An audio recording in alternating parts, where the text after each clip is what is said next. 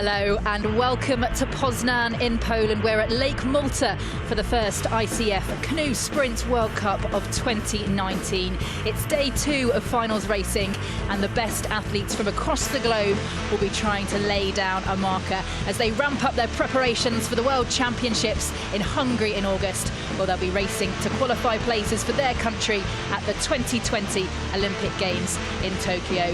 We saw some thrilling racing yesterday. Portugal's Fernando Pimenta picking up 2 gold medals, while 18-year-old Cuban Jose Ramon Pellier Cordova shocked the field to win the men's C1 1,000 metres.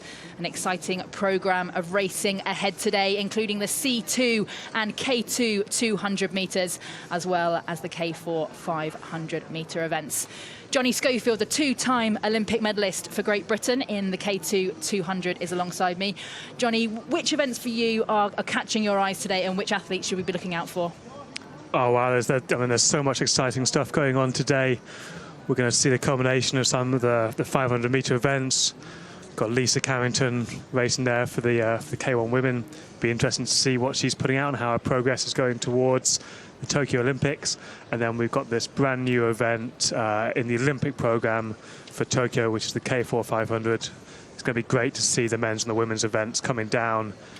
The last couple of years, the standard's just been picking up and up and up. And then this will be the marker for the start of the season in 2019. And again today we've got quite a strong tailwind out there on the course. We had some fast times, but I think some athletes found it tricky yesterday, didn't they? Yeah, it's fast-ish. So it's not slow and you're getting pushed down the course, but the waves, it's enough to slow you down. So the times we haven't seen any world record breaking times. It's a real balance, and then it is, as you say, quite tricky in the conditions. On this course in Poznan, as you get towards the finish line, the waves pick up and up. They start bouncing off the sides, off the grandstand. You can have a little bit of wash coming over from people warming up for their events. So you need to be ready for it to be really tricky in towards the line, and we have seen that catching some people out. Well, the first race we have today will be the final of the women's C2 500 metres. You can see them lining up at the top of the course, ready to get themselves in their buckets. And that in lane 6 is the formidable Canadian pairing of Laurence Vincent-Lepointe and Katie Vincent. World champions in both 2017 and 2018. They will be incredibly hard to beat. Alongside them in lane 5 from Ukraine, Ludmila Luzan and Anastasia Chetverikova. They were bronze medalists in the under-23 European Championships last year. They're out there in the red boat. Lining up in lane 7, that's the Chinese pairing of Ma Yanan and Sun Meng Ya.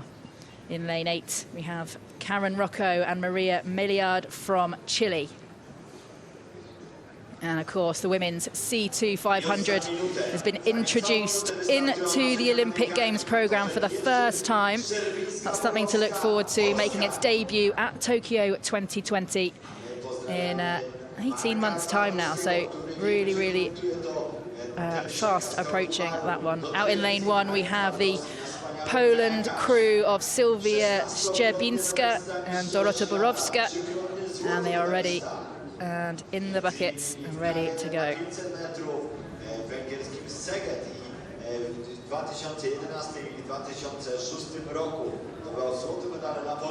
And they're out of the blocks, and it's a really, really quick start for Ukraine in the centre. And in the blue and yellow boat there already China's Ma and Sun there dropping back.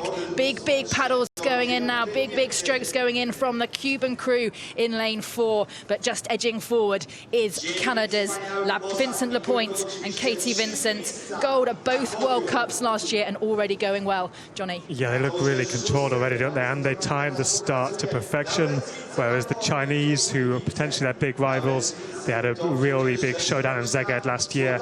The Chinese didn't start so well, so they're going to have some work to do.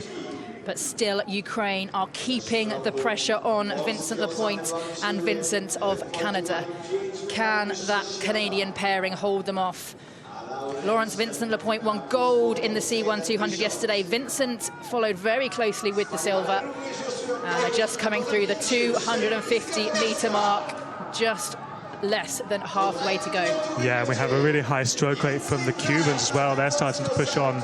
A nice young crew.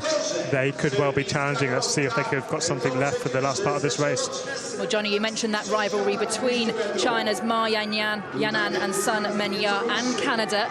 Although they had a very poor start, China are really starting to ramp up the power now. You can see their stroke rate really lifting and starting to close down that gap on Laurence Vincent-Lepoint and Katie Vincent. Ukraine are still very much there and in contention for the medals.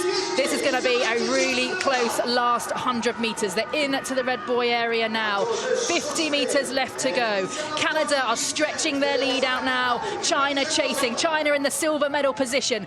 Ukraine still there with the bronze. Can Germany or Cuba close them down? It will be Canada who will take silver. China finish second with Ukraine in the bronze. Oh, then we have some swimmers there from the German paddlers. We had a person exiting from the front of the boat, but that was an exciting race, and the Canadians have really stamped their authority on that.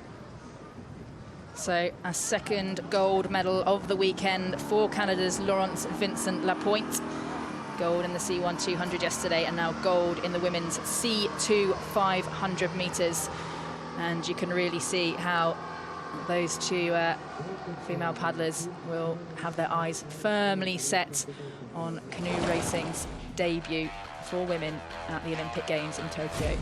Yeah, and you see that start again from the Chinese. That's really cost them any chance of challenging the Canadians in that race. Once they got out front, they controlled it well, and then when they came into the tricky water towards the finish, they were just able to hold it together with that knowledge that they were already, a good amount of boat length ahead.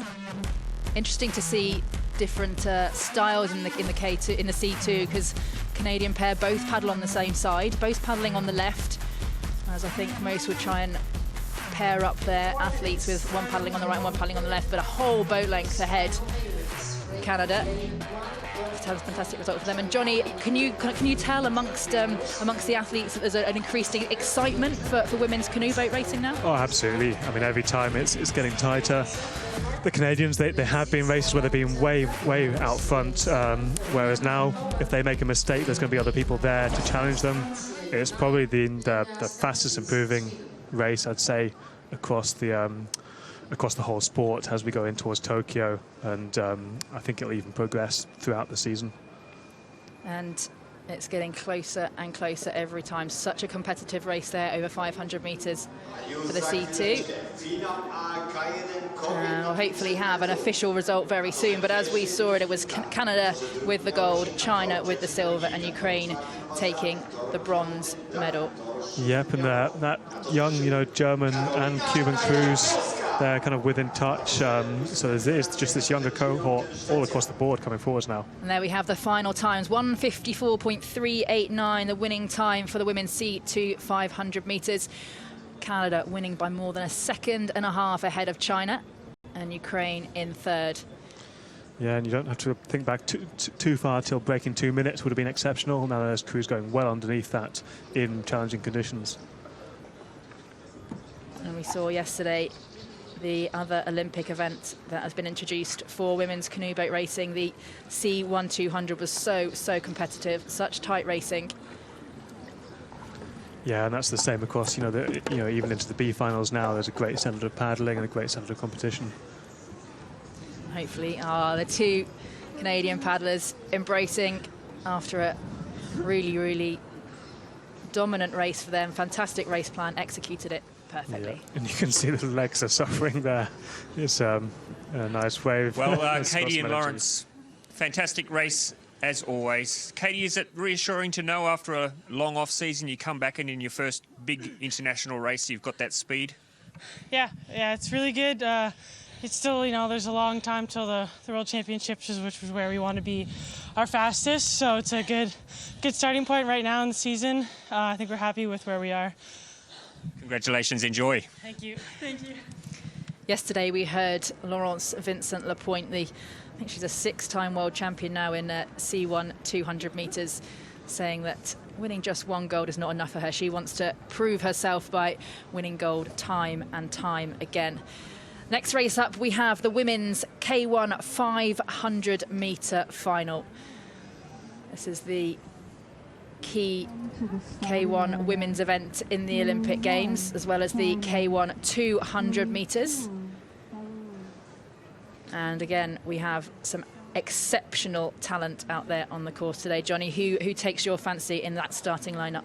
I mean, it's a really formidable looking field. You know, the standard always progresses towards the Olympic year, and now we're in Olympic qualification year, so everyone's you know, coming here on good form with an eye on qualifying that Olympic place at the end of the year. You can't look much further, obviously, than Lisa, Emma and Volokadenza in the middle there. But I think actually there's going to be challenges across the board from all across the lanes. I think we have Linnea pulling out of the racing today, if I'm right, unfortunately with a bit of illness.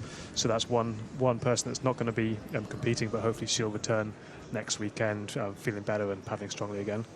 Yeah, Linnea Stencils of Sweden look like in that start lineup won't be starting the race, but that's the Belgian athlete Lisa Brooks in lane 3. We saw her win silver in the K2 500 metres yesterday with Hermine Peters. Yeah, they've been going really well, so it'll be interesting to see how she can back up that performance into K1 the following day. And also Brooks, a bronze medalist in the K2 500 at the European Championships last year. Out in lane 1, that's Li Dongyin of China in the red boat. I've got a feeling this is going to be some really close racing because we've got medalists across the board.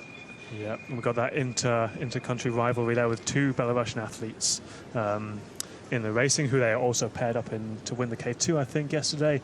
So they're on great form. They're going to be wanting to maybe prove who's the fastest of the 2 of them. And as Johnny was saying, all eyes will be on lane 4. Lisa Carrington will be the woman with the target on her back, but in lane 7, that's Karolina Naja of Poland. Normally see her in K2 and K4, but that's where she's won most of her medals, including Olympic bronze in the K2 500 at London 2012.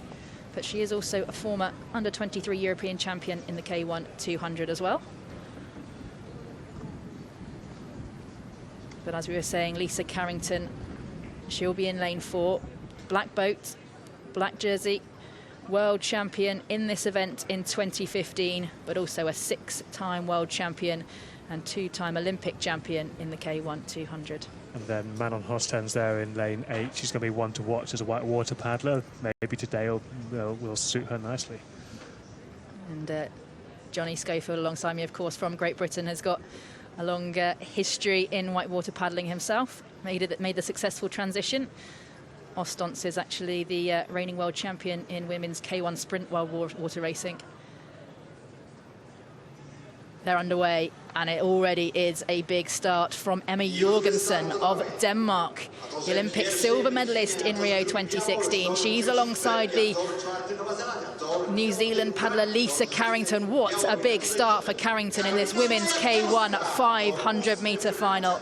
Yeah. Huge start from her. This is the phase where she really puts her mark on the race, and then she goes on to hold it. So she'll be looking to get a gap now, then she'll be looking to relax, and that'll be particularly important as the waves build up on the course. Fantastic shots there. You can see the amount of trunk rotation that she's achieving from the hips, from the leg drive, and that lets her shoulders, her neck relax, and lets her breathe really, really comfortably. We've also had a really good start out in lane 2 from Marina Litvinchuk of Belarus. But still, it's Lisa Carrington who takes the lead as they come through 250 metres. Just keeping that straight weight up. She's got a boat length lead already as they go through the 200-metre mark. That's Olga Hudenka of Belarus, who's really putting the pressure on Lisa Carrington right now. Both Belarusian athletes looking to clinch those medals, because Litvinchuk out in lane 2 is still very much in contention as well. So they're just coming into that red buoy area. When they move from the yellow into the red buoys, that means they've got 100 metres left to go. Carrington is dominating this field as we speak, but the race is on for the silver and gold medals. We've got Lisa Brooks is really starting to close down the field now on the Belarusian in lane 2. Can Brooks come through for a medal? It looks like Hudenka of Belarus is in the silver medal position. Carrington, no doubt, will take the gold. Who will pick up silver? It looks like Olga Hudenka of Belarus who takes the silver, with Lisa Brooks of Belgium with the bronze. Yeah, what a fantastic finish from the Belgian there to to get in between the two Belarusian athletes. She'll be really happy with that medal. That was hard fought and really well timed finish, but no one was gonna catch Lisa today. Yeah, fantastic racing from Lisa Carrington. She got out of those blocks really quickly with the Belarusian alongside, the Danish and Belarusians alongside her. And you just see her keeping that straight rake up and tapping the boat along. I mean, she makes the conditions look easy, doesn't she? It's not phasing her at all. She's just doing her own thing, staying relaxed. Such focus. You can really see the focus there for Lisa Carrington. Well, that's her second gold medal of the weekend. Emma Jorgensen there of Denmark just missing out on the medals. But Carrington, gold in the 200 metres yesterday, gold in the 500 metres today. She has certainly got her eyes fixed on yet another Olympic Games. And we're going to be seeing her again shortly in the K4, so she's going to have to, do her warm down, get the boat weighed, paddle around a bit, and try and get back in shape and recovered to really push that K4 down another 500 metres race.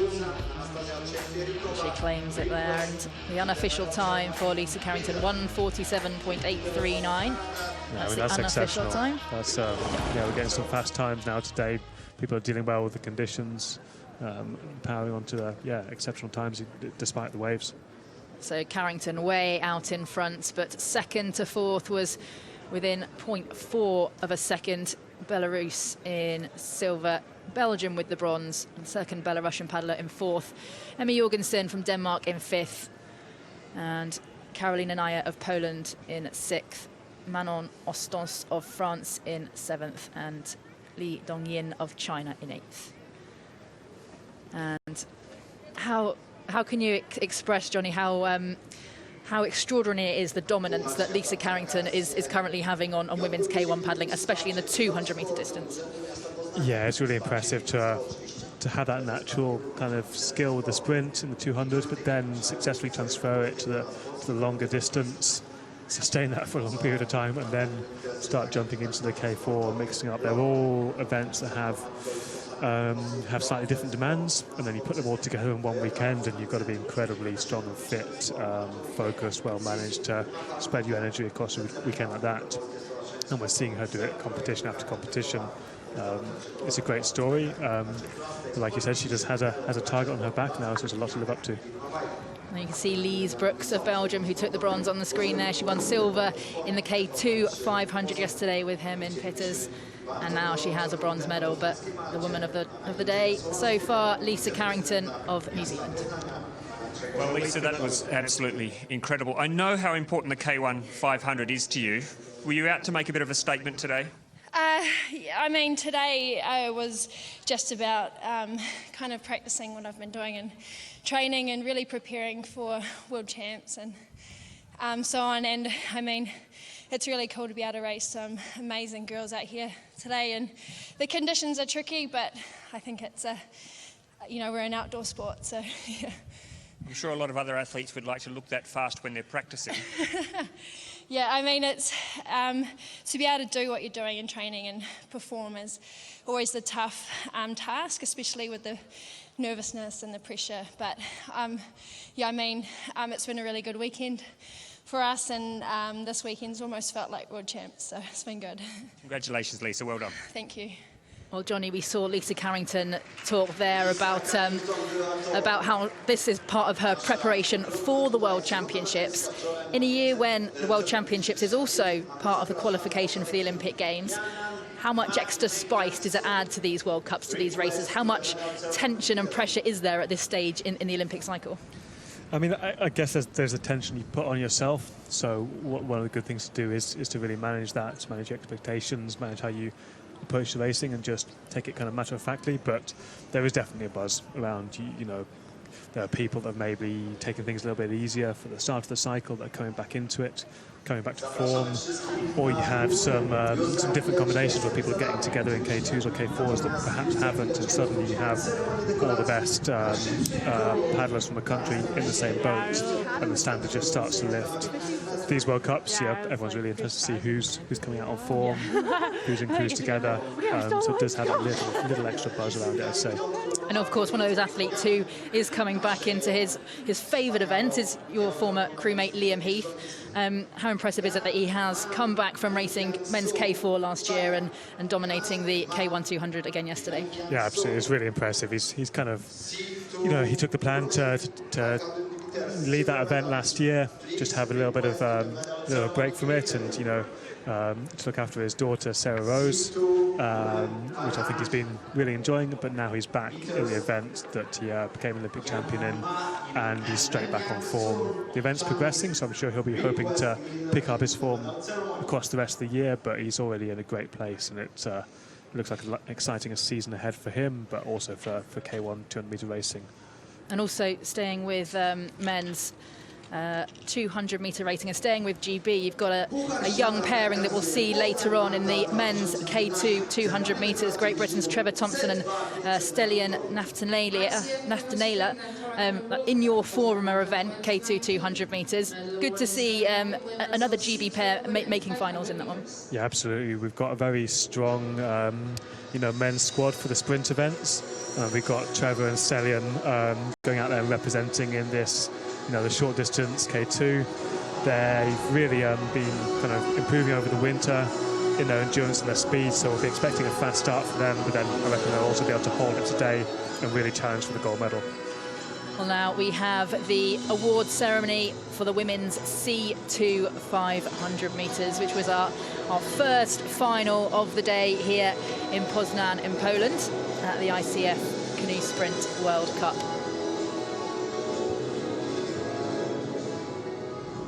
Ceremonia dekoracji wyścigu C2 kobiet na dystansie 500 metrów. Medale wręczać będą pan Jędrzej Solarski, zastępca prezydenta miasta Poznania, to jest pana Grahama Bartona, team lidera, reprezentantek Kanady. Medals will be presented by Mr. Jędrzej Solarski, Deputy Mayor of the City of Poznan, accompanied by Mr. Graham Barton, Team Leader of Canada. Miejsce trzecie i brązowy medal. Ludmiła Luzan, Anastazja Przedwienikowa, Ukraina. Third place and bronze medals, Ukraine. Well, that's the Ukrainian pair, the bronze medalist Ludmila Luzan and Anastasia Chetverikova. Such a powerful pairing. We saw them burst out of the starts in that opening stages of the C2 500 metres. Really, really strong and just holding on to take the bronze medal. Yeah, they'll be really happy to be in that position in this, just coming to this Olympic qualification year.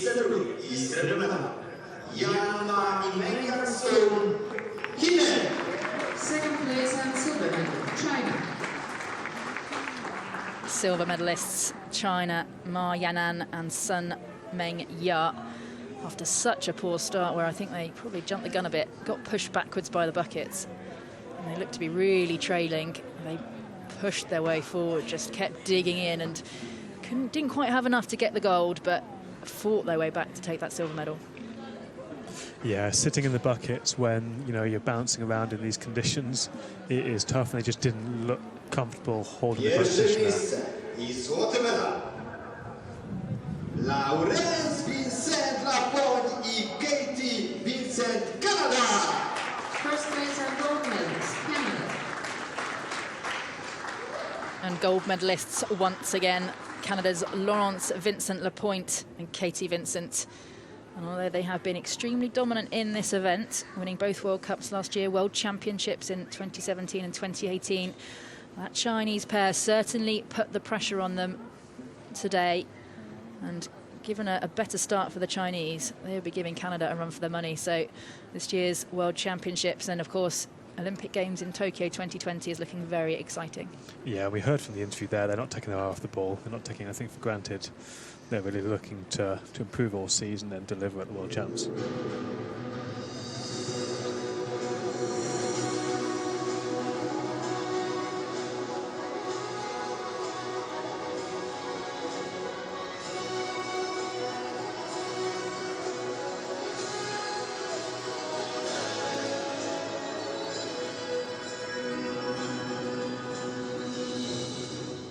Gratulujemy i dziękujemy. Thank you and congratulations.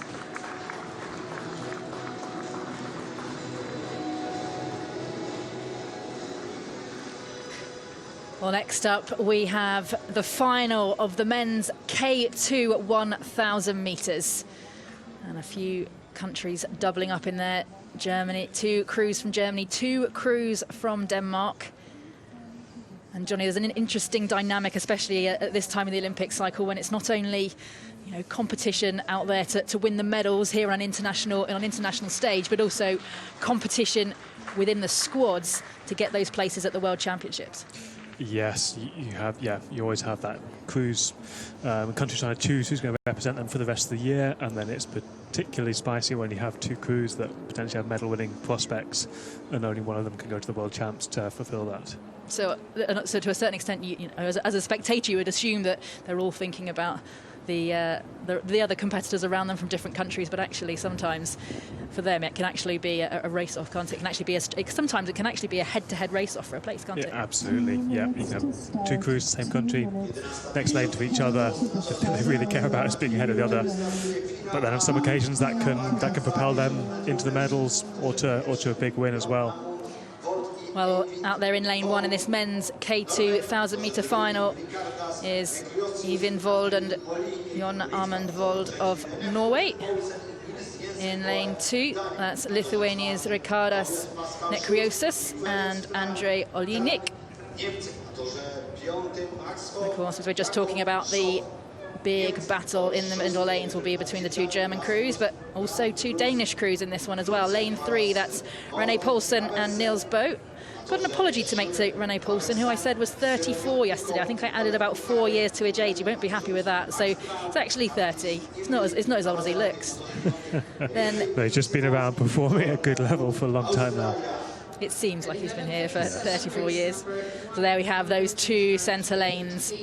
2 German crews, Germany's Max Hoff and Jakob Schopf, going head-to-head alongside Tobias Pascal Schulz and Victor Frank. One kind of relatively unknown, under-the-radar German crew against a really well-established, not necessarily a well-established crew, but 2 athletes who have won a lot of medals in their own right. And it's interesting to see Max, not paddling with Marcus Gross, who he's had such a successful, time with.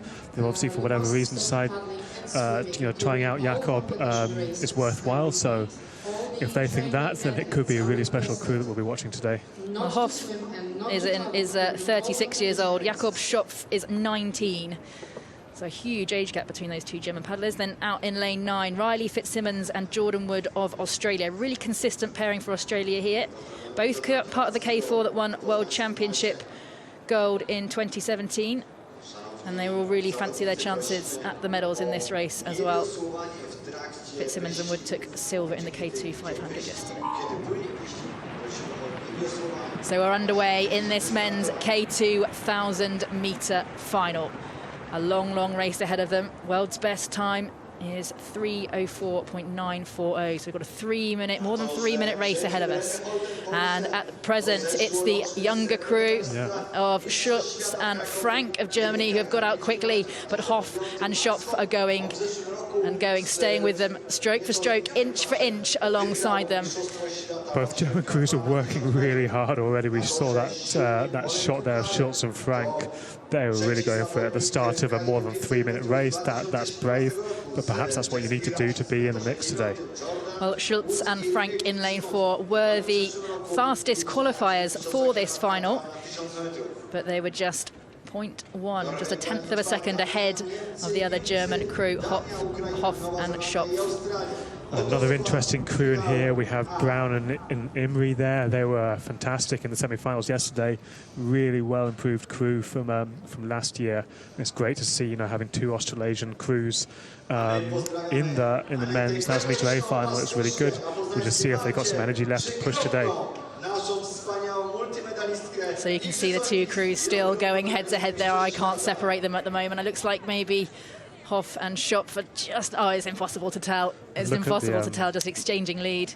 Look at the design on that K2 on the right there from Frank and Schulz. Really interesting custom-built design where they've cut off the back of the boat into a really flat transom. It's quite an extreme design.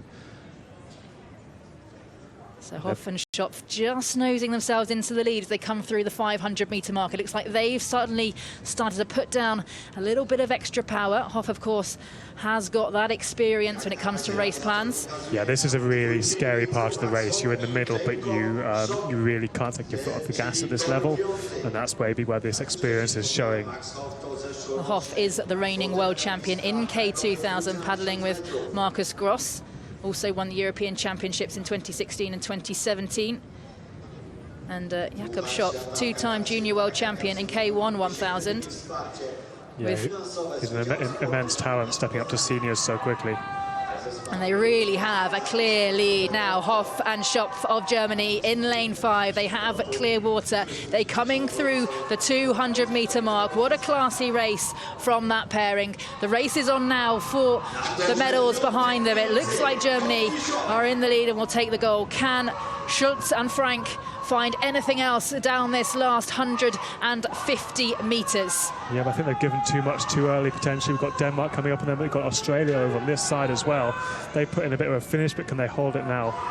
And it's so tricky coming down this last 100 metres. The legs are burning, the arms are burning, and the waves are causing you a lot of trouble. But what a performance from Hoff and Schopf of Germany. They will take the gold. It would also be Germany with the silver, with Denmark coming through at the end. Fantastic performance with them to take the bronze medal. Yeah, Poznan and Bo, they really timed that well. But to be fair, you know, then Schultz and Frank, they held on despite really pushing early. They're still silver medal World Cup. It's extremely impressive. Yeah, Schultz and Frank, really gutsy start for them, and looks like Max Hoff is puffing a little bit. It's amazing to put yourself out there for that much pain, time and time again, as he's done. He's a real legend of the sport. There's 17 years between those two German paddlers, and Hoff actually won his first world title in 2009 when Schopf was just 10 years old. Yeah, but I think he was wild water racing world champion 2006, I'd say, so that's even more of an extreme difference. Another example of how wild water racing can really produce some exciting talent on the flat water sprint world stage. And textbook leg drive on that slow motion there. You can really see how he's getting the hips around, doing as much as possible from the legs, just to offset the pain from the upper body. And there's a fourth place there, I think, for Lithuania, but a bronze medal. Gold there for Germany, and Germany takes second as well with bronze medal for Denmark. And as Johnny said, Max Hoff absolutely gasping after a painful 1,000 metres.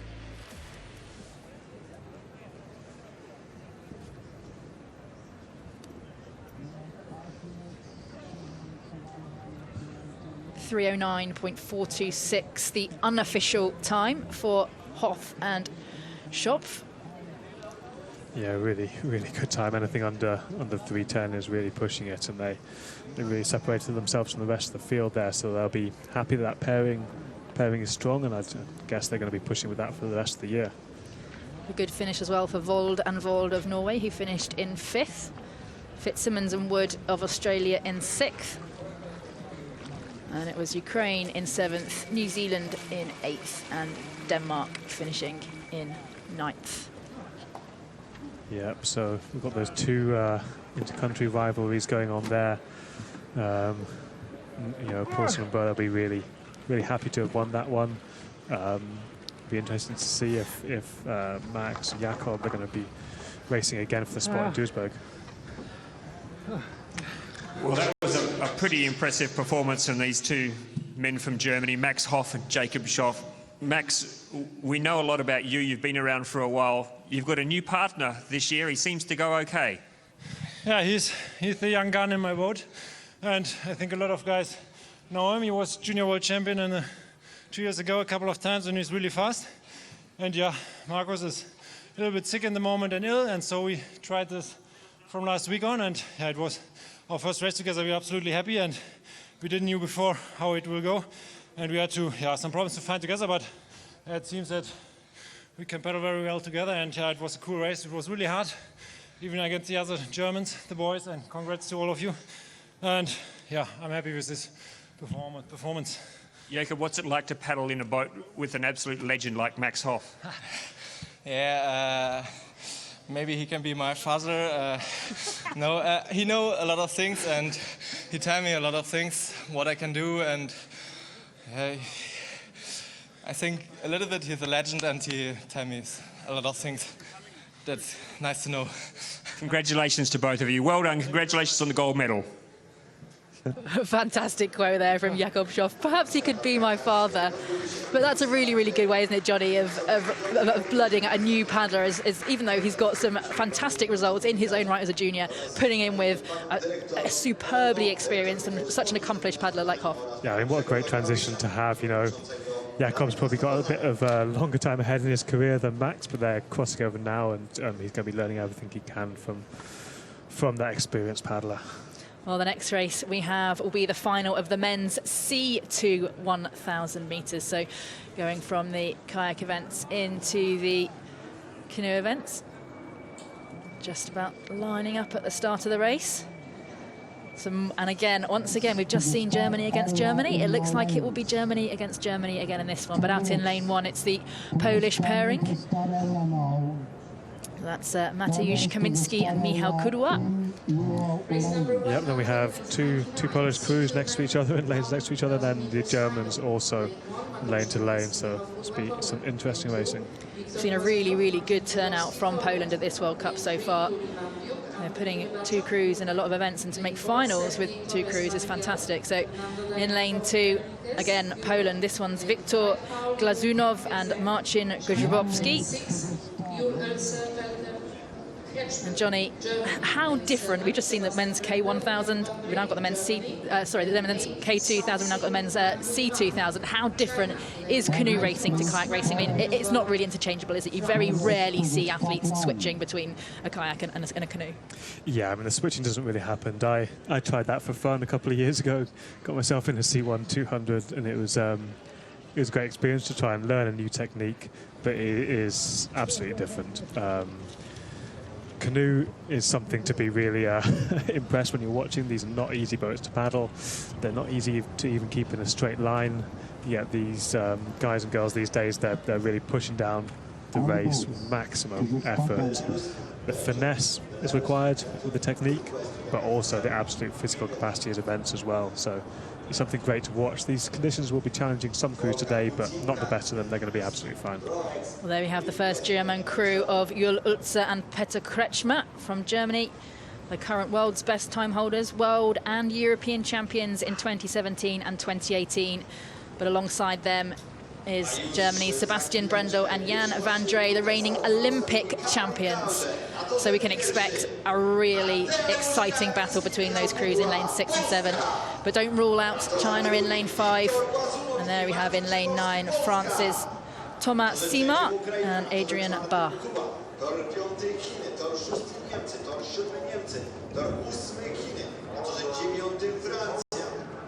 Mateusz Kamiński, Michał Kudła, to przecież nasi reprezentanci ostatnich Igrzysk Olimpijskich w C2 właśnie na 1000 metrów.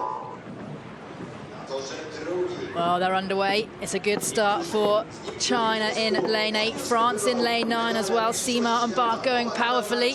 Difficult to separate these crews at the moment, but in lane 6, Ulzer and Kretschmer, they're the ones going into the lead at the moment. China's Liu and Zheng also going nose to nose with them as well.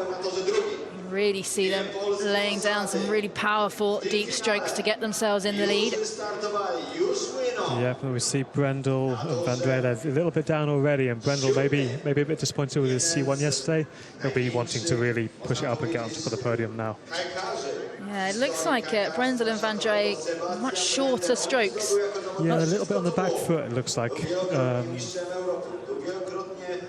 mean, I'm not a C2 expert, but to me, Ulzer and Kretschmer just have that power and that length of the stroke, going deep with each stroke. And they're looking like they're relaxing a little bit now, holding that speed and that lead with minimum effort.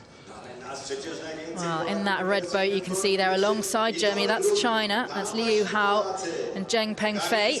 They won gold in the C2 500 metres yesterday and qualified fastest for this C2 1,000-metre final. So they will be on equal footing as favourites alongside Germany.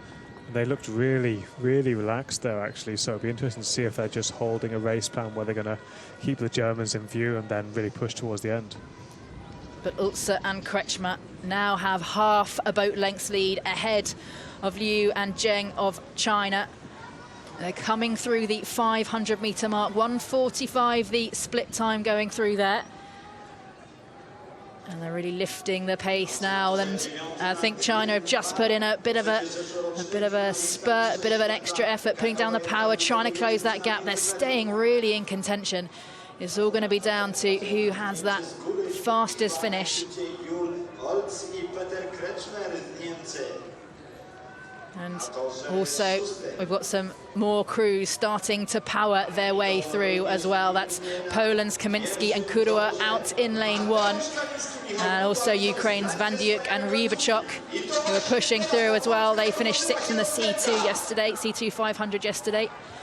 Currently Poland's Kaminski and Kudua, though, are really pushing now.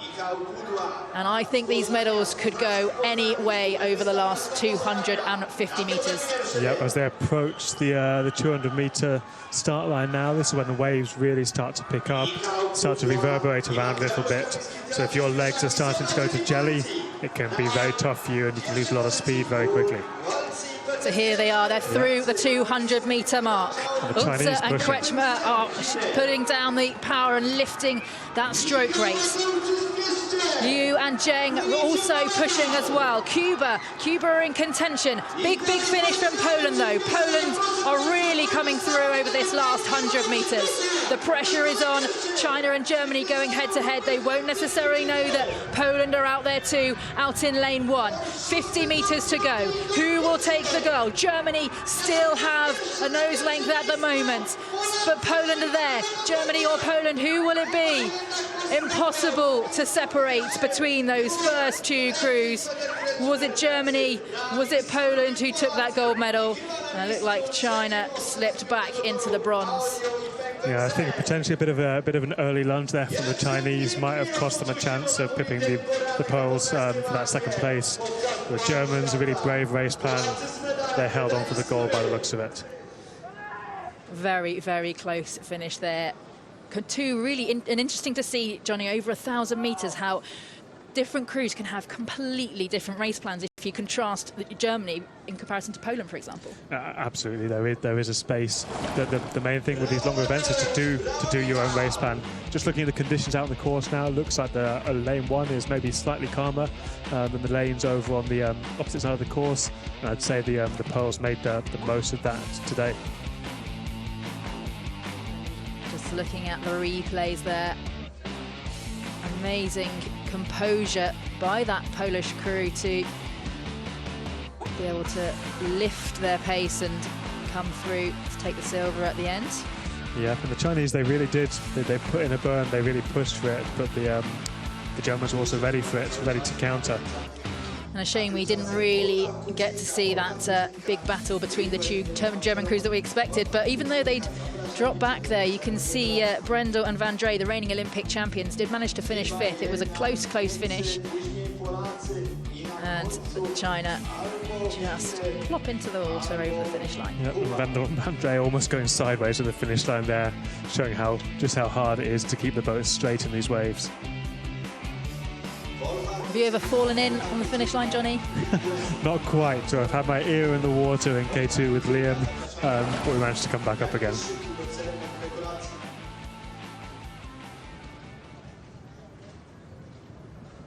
It's hard just to stay in the boat now. They'll be wanting to get out and get onto the bank. And it never gets old winning, despite being 2-time world and European champions. They take another gold as well. Yeah, and 2 German golds in a row across canoe and kayak there show that they're, as a squad, coming into form in Olympic year. Oh, sorry, Olympic qualification year. See if we can get some times on this one. And C2000 metre final. 3:30.622, so sort of 5 seconds down on their own world's best time. Motzer and Kretschmer recorded the best ever time in the C2000 in Belgrade at the European Championships last year. And that's similar to in the K2000 there, where the Germans were about 5 seconds down on the K2 world records as well. So fast times, but a little bit off the optimal conditions. It's another gold medal for Germany. Jol and Peter, fastest in the world and fastest in Germany again. Yeah, that's true. And I hope it stays for the next year. What was it like out there? The finish was incredibly close. It was. The Chinese team was very strong. It was a nice fight. We enjoyed the race. We enjoyed the pain. Nice finish. Thank you. But yeah, but we are very lucky that we can find our strength back and had a good race. Ladies and gentlemen, put your hands together for our gold medalists from Germany. Well, there you have it. Jul Ulzer and Peter Kretschmer taking yet another gold, and their opponents and silver medalists, Poland's Kaminski and Canoe, just giving them a pat on the back and saying nice finish. And really lovely to see the sort of camaraderie between the squads. 3:30.622, the official time. 7/100ths of a second separating them and Poland in second. China finished third, Cuba fourth, Brendel and Van Drey of Germany in fifth, Ukraine in sixth, Poland finishing in seventh, with France in eighth and China in ninth.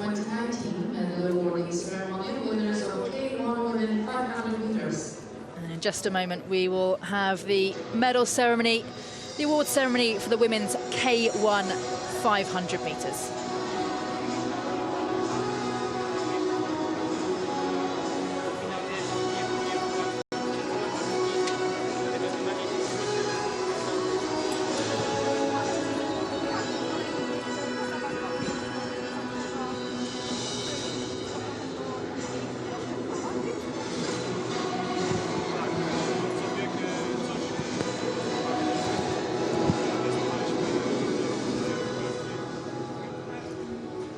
Ceremonia dekoracji wyścigu K1 kobiet na dystansie 500 metrów. Medale wręczać będą pan Grzegorz Canoe, przewodniczący Rady Miasta Poznania, profesor Marii Górne, team lidera Nowej Zelandii. Medals will be presented by Mr. Grzegorz Canoe, chairman of Poznan City Council, accompanied by Mrs. Marie Górne, team leader of New Zealand. Miejsce trzecie, brązowy medal. Lizzie Blaise, Belgia.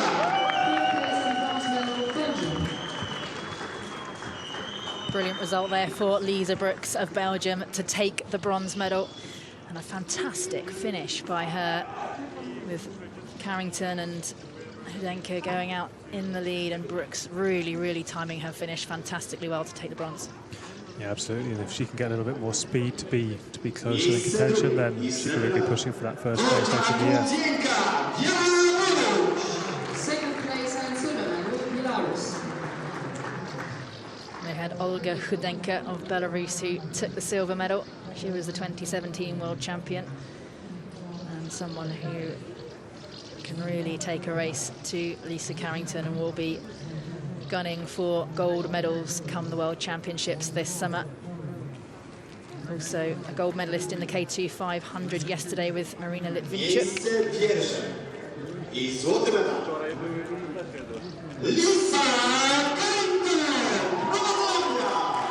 First place and gold medal, New Zealand. And Lisa Carrington of New Zealand takes the gold medal. She won it by, with clear water between her and the rest of the field, won it by a second and a half, which is a long time in canoeing terms, over 500 metres. Yeah, that's pretty dominant, it has to be said. And in what are quite challenging conditions, she was about 1.3 seconds off the world's best time, which in the women's racing, the world's best time just keeps falling and falling. Yeah, it does. I mean, it's a well-established event, but the current generation of athletes are taking it to new levels. And then we're going to see Lisa and Vola out there racing each other in K4 a little bit later at 1:15 this afternoon. As Johnny says, still to come this afternoon. Well, I've just got the women's K2 200 metres.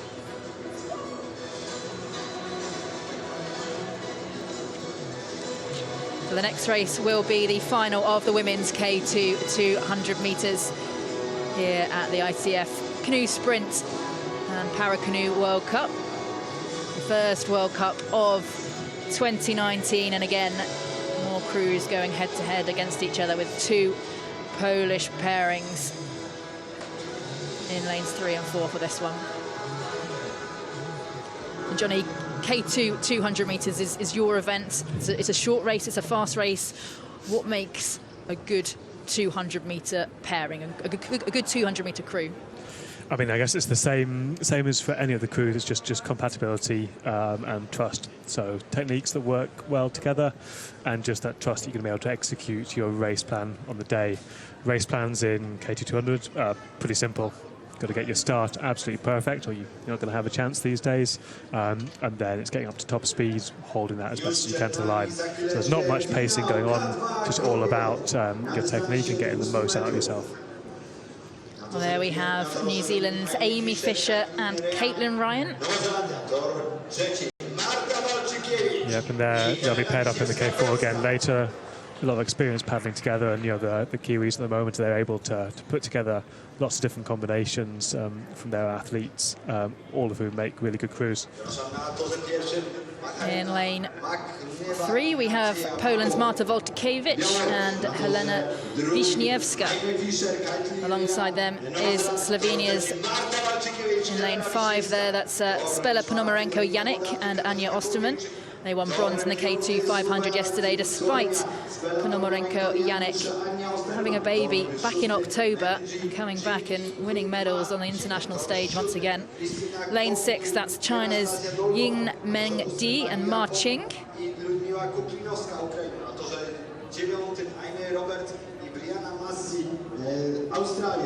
Out there in lane 7, that's Kristina Kovnir and Anastasia Dolgova of Russia.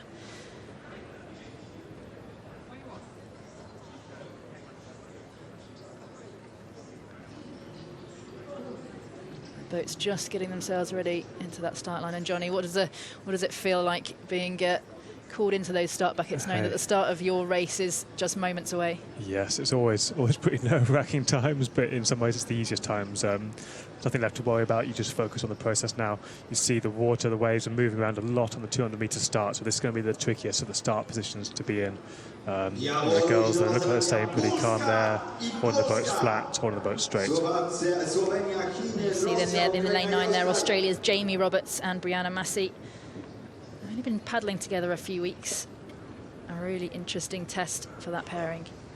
They're out of the buckets. Big start from Ukraine. It looked like they'd really jumped the gun, and I thought they'd be hit back, but that was a massive start from Holova and Kuklinovska of Ukraine in lane 8 to get out of the buckets in this women's K2 200-metre final.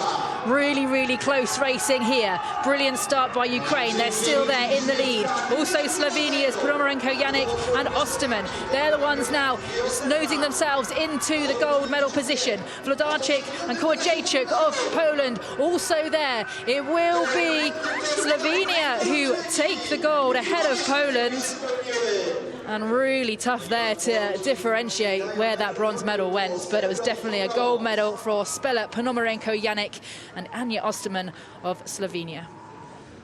Oh, wow, the Ukrainians there, they really threw it away after a good start. They didn't deal with the conditions as well as they could have done, missing strokes there between the two of them. And yeah, that's taken them out of the medals, unfortunately, but a great performance there from Spela, really showing her experience to navigate the boat down this race course today. Oh, you can see the Ukrainians get a foot, maybe 2 feet on the rest of the crews off the start, but where did they go? Yeah, and that's the point where, you know, with experience, you just have to relax. Whereas they were maybe being a little bit too frantic with their paddling, lost time with each other, then the boat loses its speed very quickly. We'll see a clip of that in a second by the looks of it. Now, this is still good paddling here, really good rotation, good reach. We see the waves starting to come over the cockpits, splashing up on the decks. They're really starting to be quite tricky conditions. And if your blade hits, the pit rather than the rise of the wave, it can really put you off. So it can. So you just have to stay calm in these conditions and know that's going to happen. It looked like Poland with silver and bronze, as far as I can see there. Yep, and they'll be absolutely loving that up in the grandstands here.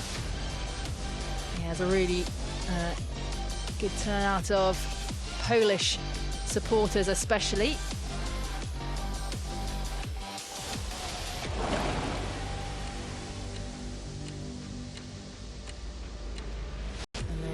The official results, 37.786, the winning time for Ponomarenko, Yannick and Osterman of Slovenia.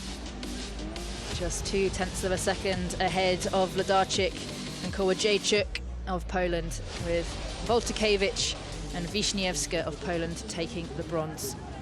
Fantastic depth in that Polish squad. There really is, and that helps, particularly when you're trying to make K4s.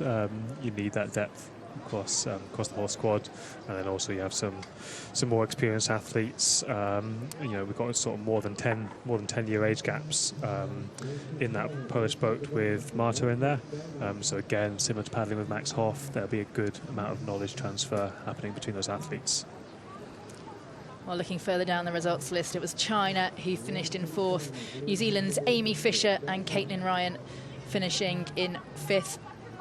Ukraine finished in 6th, 7th went to Belarus, Russia took 8th, and Australia's Jamie Roberts and Brianna Massey finished in 9th, but not much more than a second behind the gold medalists, and only paddling together for a few weeks.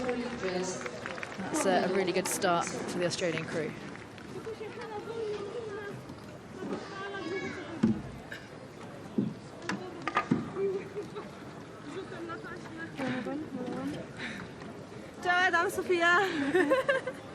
Well, congratulations, girls. Spella, I have to say, you be a mother in October and a gold medal here in a World Cup in May. What an incredible year it's been for you. Yeah, it's our first time doing K2 200 together and our 5th race together. So until now we have 5 medals out of 5.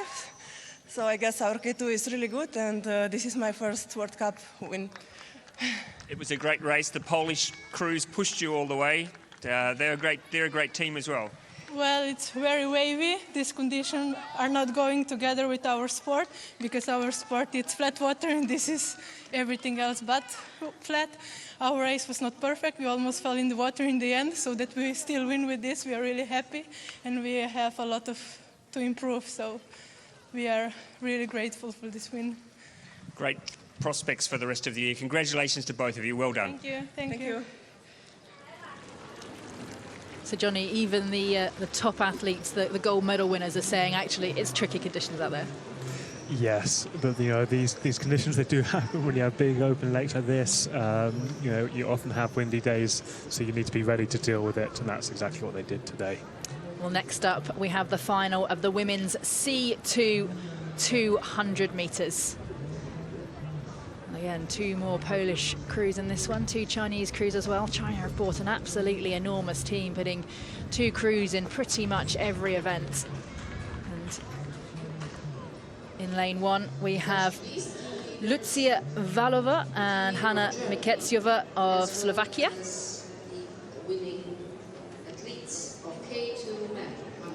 Already just getting called towards the start line. We've got a couple of minutes before the start of this C2 200-metre final. In lane 2, we have China's Xu Jieyi and Wan Yin.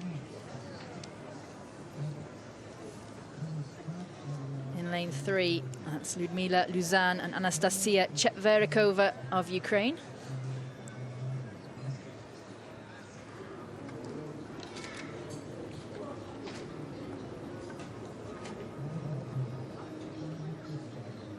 We saw them take bronze earlier in the C2 500, Luzan and Chetverikova.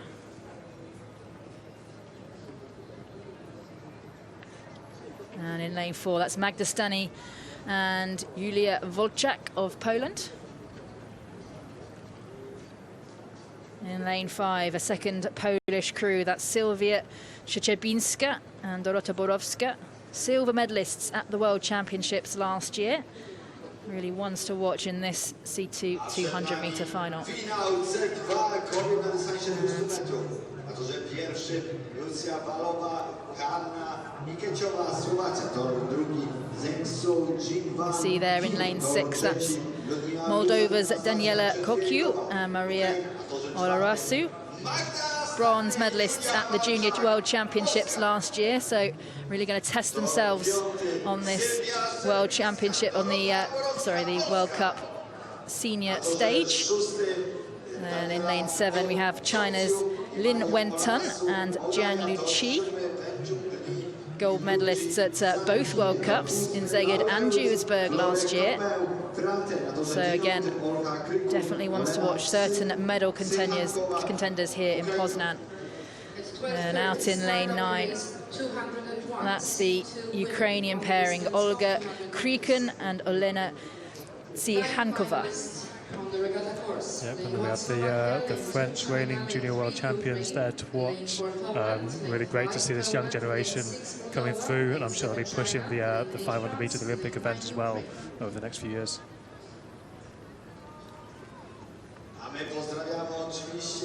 So just being called slowly into the start bucket. Johnny, for you in these conditions, would it be a benefit to be first into the buckets or last into the buckets, or for you, does it all just depend on your race plan and what you like to do sort of psychologically? You've got to be ready for everything, because you can't just be expecting you'll always be the last in, because someone else could just go slower than you. So you just make sure you're not worrying about it too much.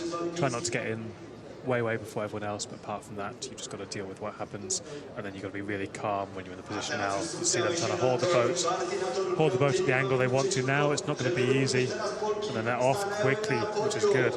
What a big start from Szczebińska and Borowska of Poland in lane 5. Wow, what power they're putting down there. Ukraine going well as well off the start, with China's Xu and Wan just behind them. But it is Poland's world silver medalists that are going well. Brilliant though from China in lane 7. That's Lin and Jiang. What a big start from them. They've got half a boat length lead going into the last 100 meters. It's China ahead of Poland, with Ukraine there in the medal contention as well. What a big paddle from this Chinese pairing. 2 World Cup gold medals last year. Can they add another here in 2019? It's gold to China. Silver goes to Poland, with Ukraine with the bronze.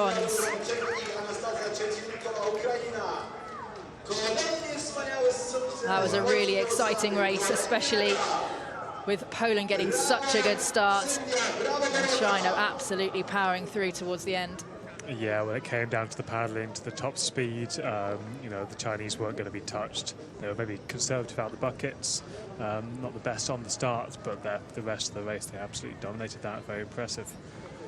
Yeah, such power, and to have sort of half a boat length lead over the field, over 200 metres.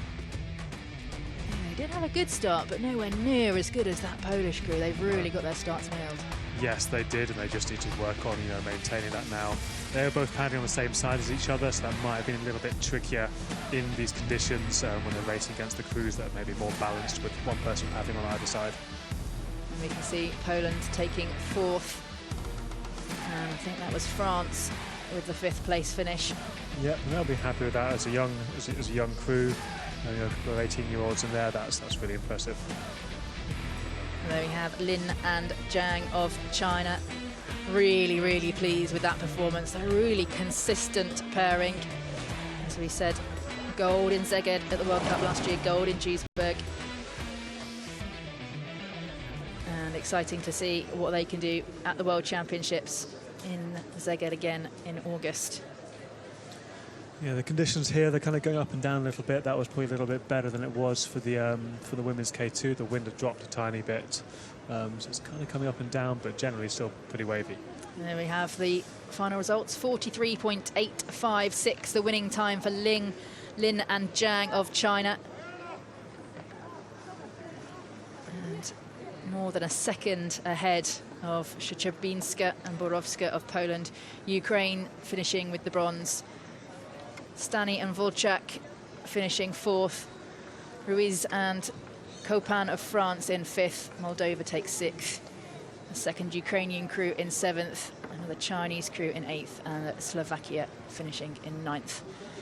In that final of the women's C2 200 metres.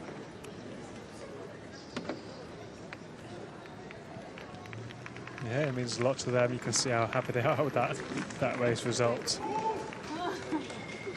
Taking the applause of the crowd there. Hopefully we'll get a chance to have a word with our winners. Congratulations, World Cup gold medal. How do you feel to have won today? Very surprised and very happy. I'm very thankful for my father. Isn't that lovely? Ladies and gentlemen, a round of applause for our girls from China. Congratulations. Yes, thank you. Absolutely fantastic result for them. Well, coming up, we have still got more to come. We've got the final of the men's C2 200, the men's K2 200 as well. I'm sure Johnny will talk us through that one.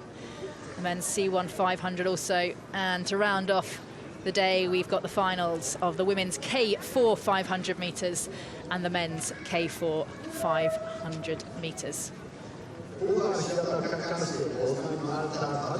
And coming up very shortly, we will have the awards ceremony of the men's K2 1000. And Johnny, for you, you had your race yesterday, finishing 5th in the men's K1 200. Were you pleased with your race? Yeah, I was really happy with that. So, you know, there wasn't much more I could have done to perfect that race plan for me. So it was just nice to be out there in what will probably be one of my last World Cups, racing as a sprint athlete. To be in the A final, racing the best in the world, was a great experience. And here we have medal ceremony for men's K2 1000 metres. We've got four Germans up there, 4 German tracksuits. I'll be really happy as a team to be able to do that. Ceremonia dekoracji wyścigu K2 1000 metrów mężczyzn. Medale wręcza Pan Tomasz Koniecko, wiceprezydent ICF-ów, to jest doktora Jędrka Kakla, team lidera reprezentacji Niemiec. Medals will be presented by Mr. Tomasz Koniecko, Vice President of the International Canoe Federation, accompanied by Mr. Jens Kahl, team leader of Germany. Miejsce trzecie i brązowy medal. René Korten-Poulsen i Niels Jensen-Boer, Dania. Third place and bronze medal, Denmark. Yeah, they'll be very pleased with that one. René Poulsen and Niels Boe of Denmark coming through to take the bronze medal in the men's K2000. Brilliant finish from them. Yeah, this is the event that René has his Olympic medal from Beijing as a 19-year-old. He's kind of back in it, showing he really knows the event as well as anyone. Miejsce drugie i srebrny medal Tobias Pascal Schulz i Felix Frank, Niemcy. Second place and silver medals, Germany. And after that battle between the 2 German crews, it's Tobias Pascal Schulz and Felix Frank who take the silver. They really started hard, and they were very gutsy to match the other German crew, Hoff and Schopf, stroke for stroke for the first 500. Just weren't able to hold on for the second half of the race. Miejsce pierwsze i złote medale. Max Hoff i Jacob Schock, Niemcy. First place and gold medals, Germany. Yeah, Hoff and Schoff there. That sounds quite good as a crew. Be interesting to see if they continue together, or we'll see Marcus Gross back in there with Max later in the season. And Jakob Schopf, after the race, said he could be my dad. 17 years between the two of them, and they are certainly, the youth and the experience of these 2 paddlers is combining very well indeed to bring home the medals for Germany.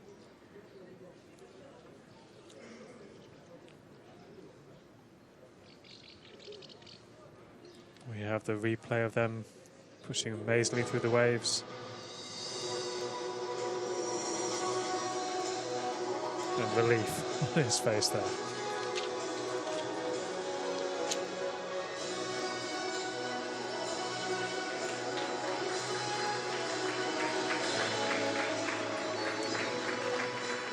Yeah, brilliant for Germany to be able to have that depth in the squad, that they can put out 2 K2 crews that can really perform on the world stage. Thank you and congratulations.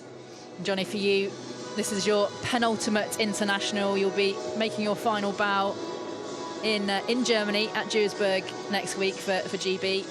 How are you feeling ahead of your final competition? Yeah, I'm excited. It's only slowly sinking in that it's going to be my last one, but yeah, I'm really excited for it and enjoying this World Cup series. Well, next up we have the final of the men's C2 200 metres.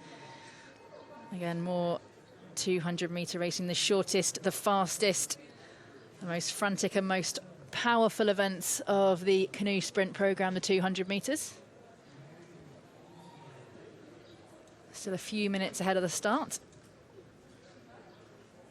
And so, Johnny, after the World Cup 2 in Duisburg next week, you're going on to a new role, as I understand, as working for the Scottish Canoe Federation. Yes, absolutely. In the last couple of months, I've transitioned over to that job, managing the programme up there for both sprint and slalom, working with the young generation of athletes, trying to give them the best preparation, the best start to their career as possible. So it's a fantastic role for me to give a little back, to use some of my knowledge that I've gained over the years as a competitor.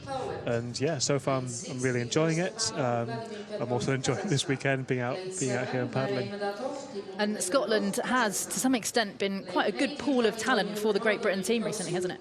Absolutely. Over the last few years, we've had some really fantastic young paddlers. You know, Deborah Kerr, Lewis Fletcher, Katie Reed, and then Ian James winning the Junior World Championships for GB in the K1 200. So they've been a great feed for the British canoeing squad.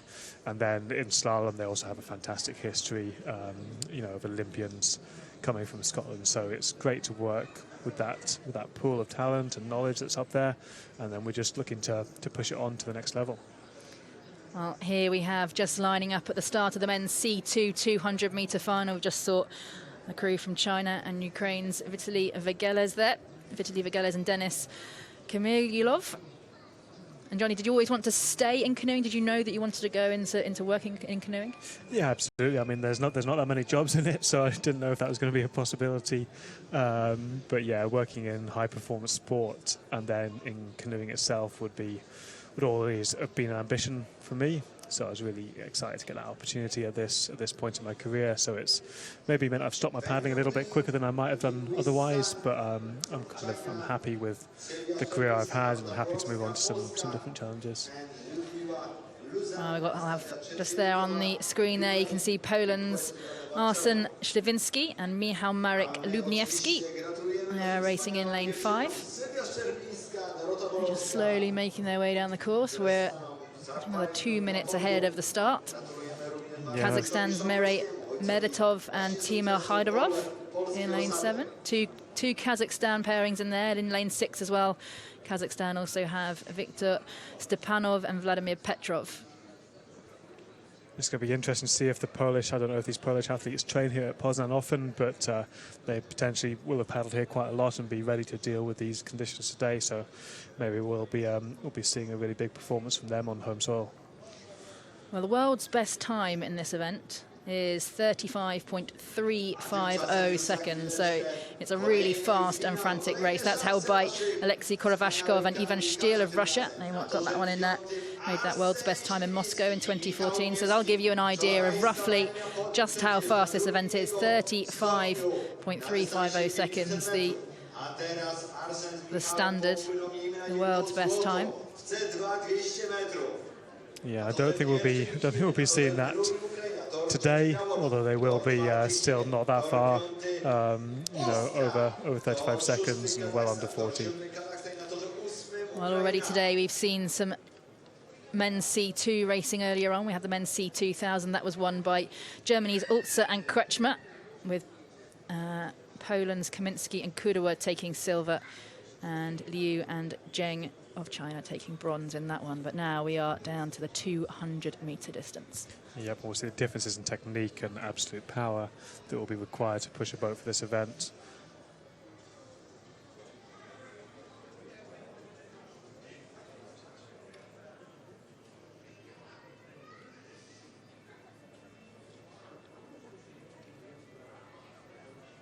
And they're off in this final of the men's C2 200 metres. The stroke rate is really high. They're putting their power down. They can't afford to miss a stroke. They can't afford to ease off this power. It's Poland who have the lead. Belarus going well in lane 3. But look, in lane 7, it's Kazakhstan going well as well. Poland, Kazakhstan and Belarus into the medal contention. Both Kazakhstan crews are there. Brilliant paddle from Poland so far. Belarus and Poland going head-to-head for this gold medal. It will be Poland who take first, ahead of Belarus with the silver, and Kazakhstan who take the bronze. Yeah, and the Polish there really showed they could deal with the conditions. It did not faze them at all, and they held on to that early lead all the way to the line. It's Arsen Śliwiński and Michał Marek Lubniewska of Poland taking the gold medal, leading out from the start to the finish. Big, powerful race from them. Belarus, though, really took the... Well, it was a good start, actually, from Ukraine in lane 2, but they just didn't have enough to break into the medals in the end. No, really good control technique from the Polish crew there, all the way through, looking calm. Amazing timing in conditions like this, in such a tippy boat. They make it look very stable, but they're actually near on impossible to keep upright for an amateur. Anyway, these guys make it look very, very easy. They do, and they're working incredibly hard in there at the same time as deploying all their finesse and the technique. So there we have it. It looks like China just finishing in 4th place there. But again, Poland and Germany today have really been dominating the medals. China as well doing really well.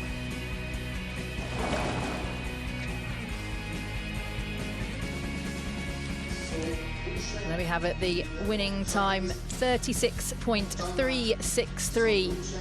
A second off that world's best time. Yes, almost exactly. So that was pretty good performance, I'd say.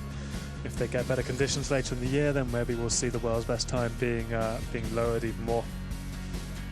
Just 2.5 seconds separating 1st and 9th. So that was Belarus's Gleb Seladucha and Denis Machley taking 2nd, and Mary Medetov and Tima Hyderov of Kazakhstan taking the bronze. You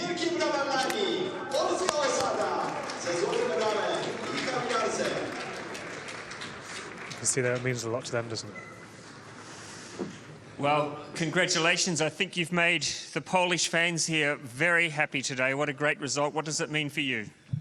It's very important for us because it's my country and Michael's country, so we're very happy.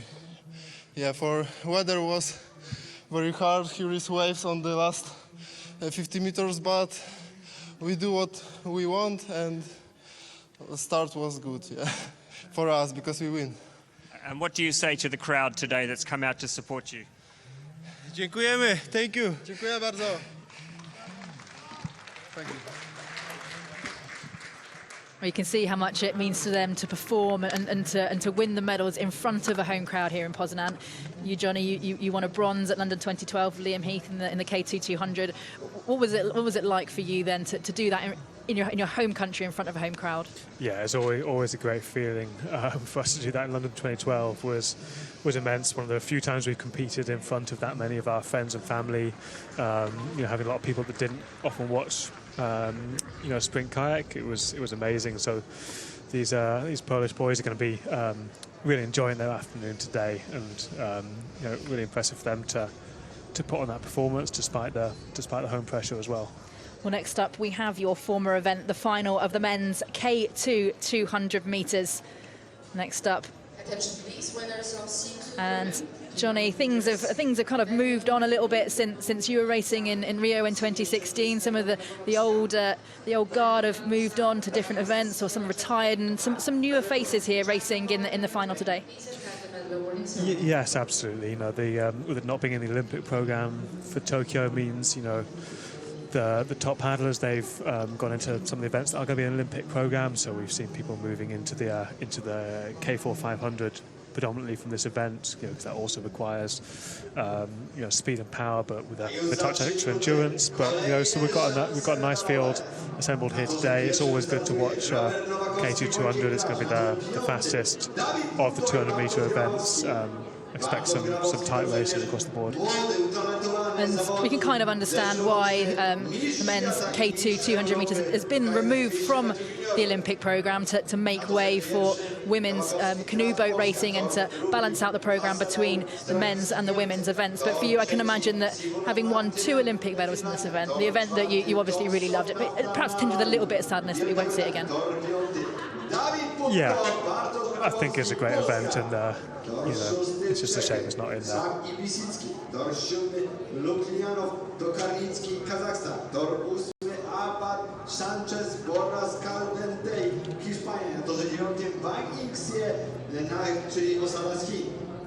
So there we have in lane 2, Timo Haseloy and Kostja Struński of Germany.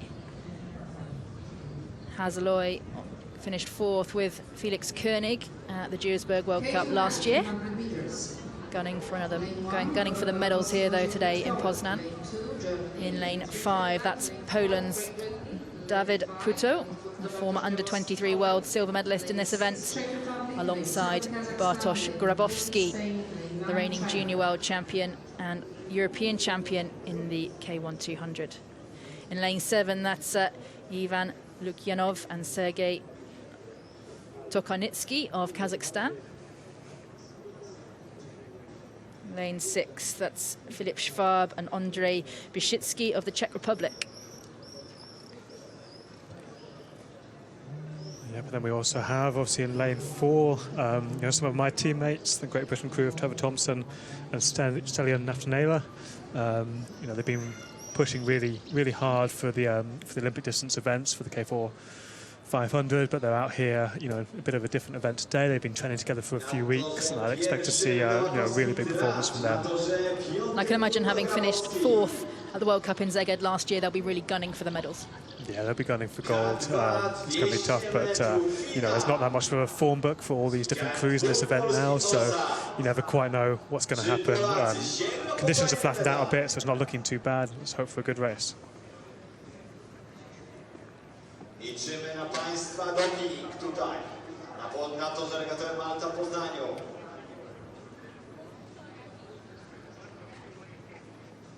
Puchar Świata w kajakarstwie Poznań Malta 2015. Impreza by się nie odbyła, gdyby nie wsparcie finansowe Wydziału Sportu Urzędu Miasta Poznania. Here we go, underway in the men's K2 200 metres.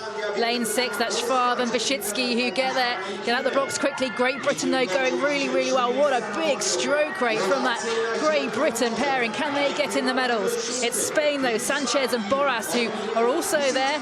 Schwab and Biszycki still in that gold medal position. 50 metres to go here in Poznan in the men's K2 200 metres. It's Czech Republic against Spain. Who will take that gold medal? Is it the Czech Republic or is it Spain? I think it's Spain who just crossed the line in first place.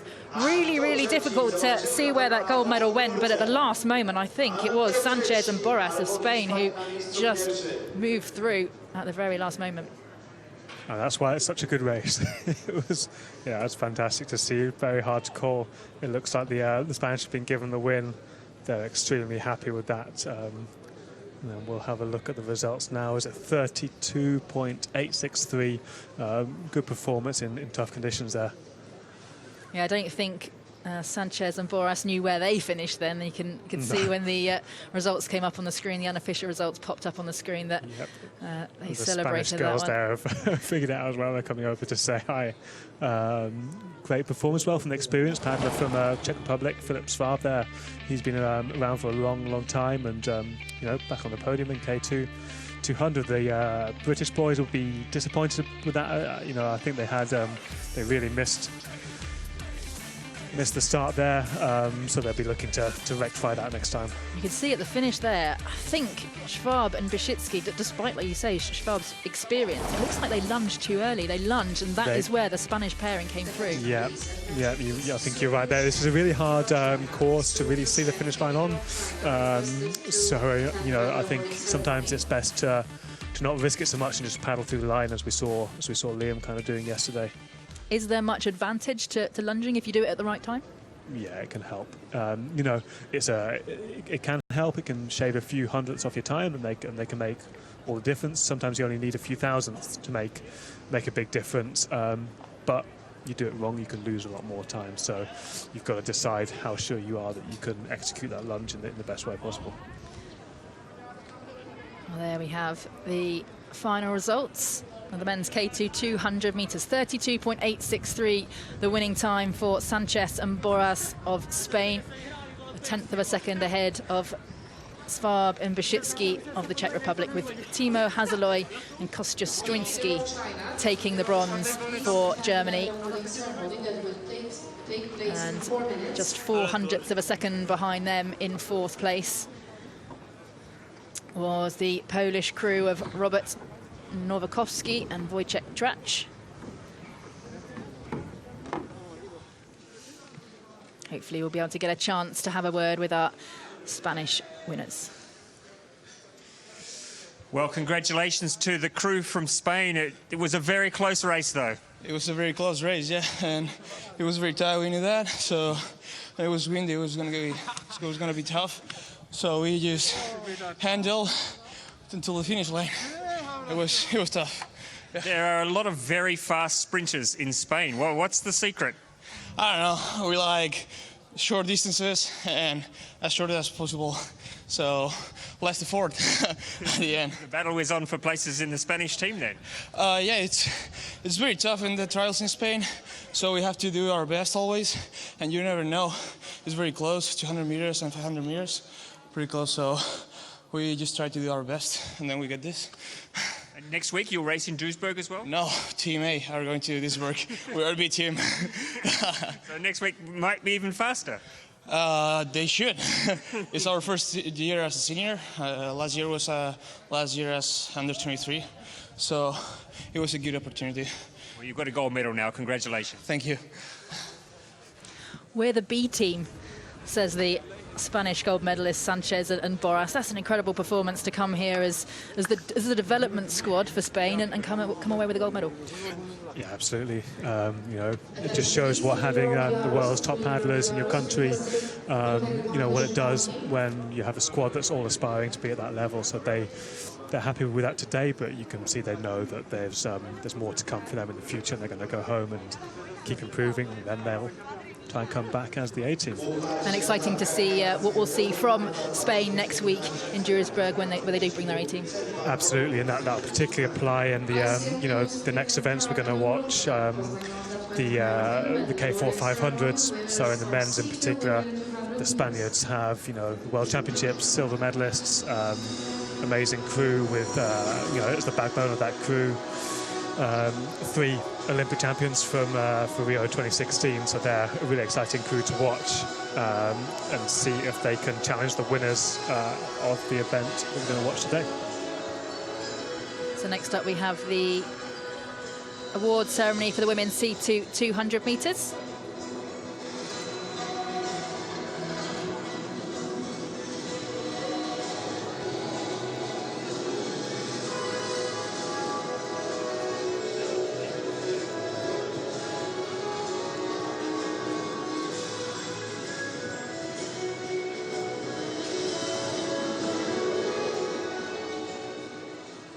Ceremonia dekoracji wyścigu C2 200 metrów kobiet.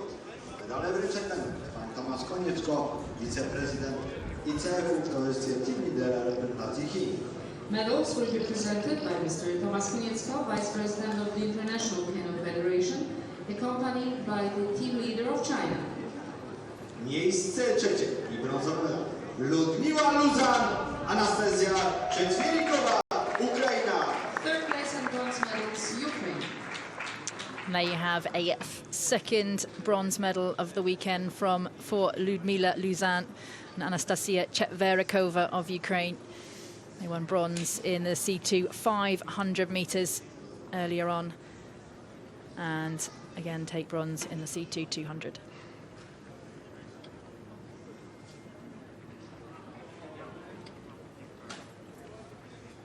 Miejsce drugie i srebrny medal. Sylwia Serbińska i Dorota Borowska, Polska. Second place and silver medalist, Poland. Absolute roar from the crowd there. Really happy to see these Poles on the podium. Sylwia Szczerbinska and Dorota Borowska of Poland, silver medalists at the World Championships last year, silver medalists here in Poland at the first World Cup of 2019. Very, very powerful race, just being pipped by the Chinese pair. Miejsce pierwsze i złoty medal. Wenjung Lin i Li Zhang, Chiny. First place and gold medals, China.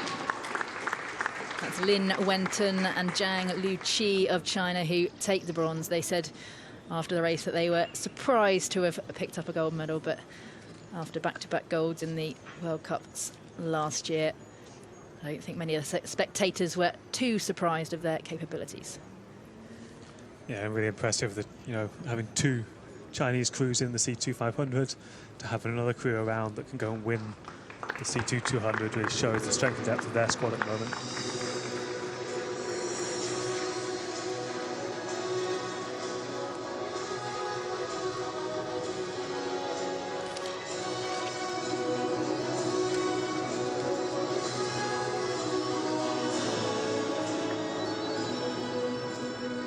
So Johnny, so far for you across this weekend of paddling and of racing, which race has impressed you most so far? Which race has excited you or captured your imagination?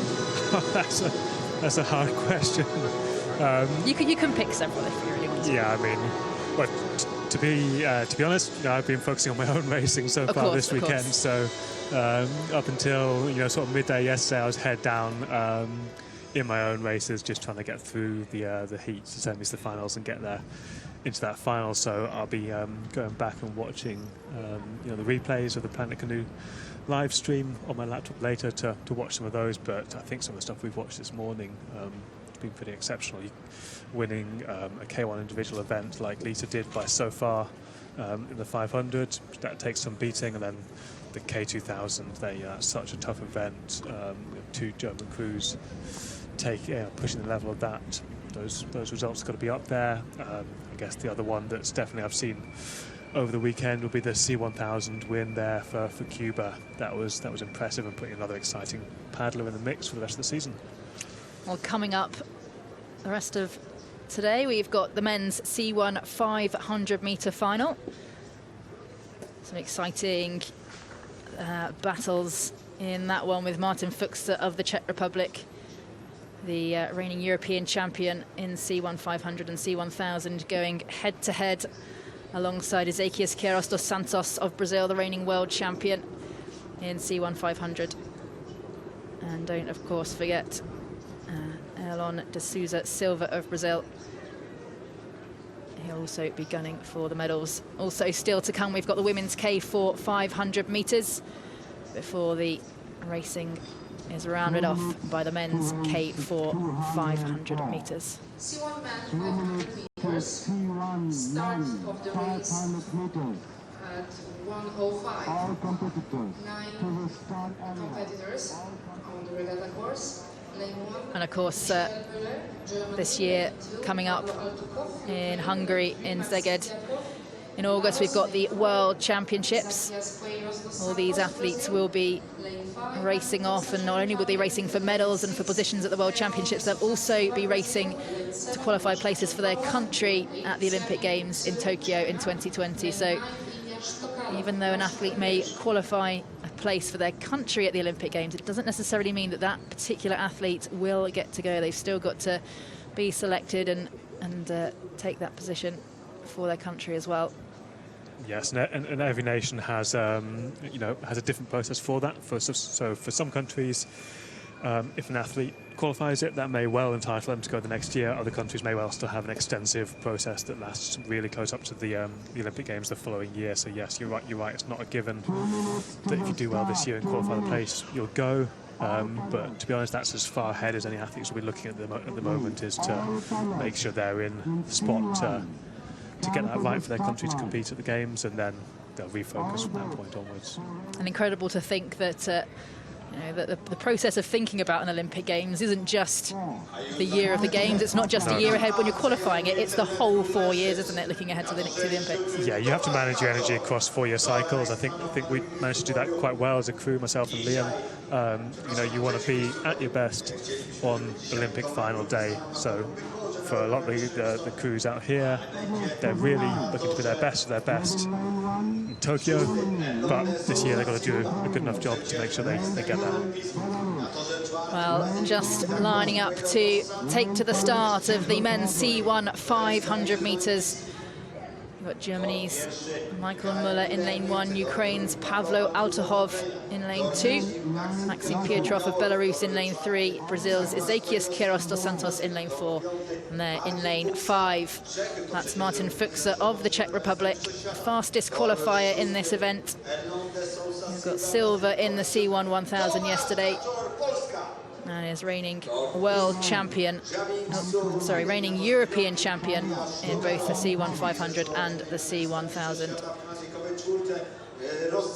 And of course Fuchser as well, 2-time world champion, 3-time European champion in this event. Difficult to look past him when it comes to the medal contenders. And in lane 7, that's Tomasz Kaczor of Poland. Got bronze in the C1000 yesterday and was a European bronze medalist in this event back in 2017. In lane 8, representing China, that's Xu Tiabin.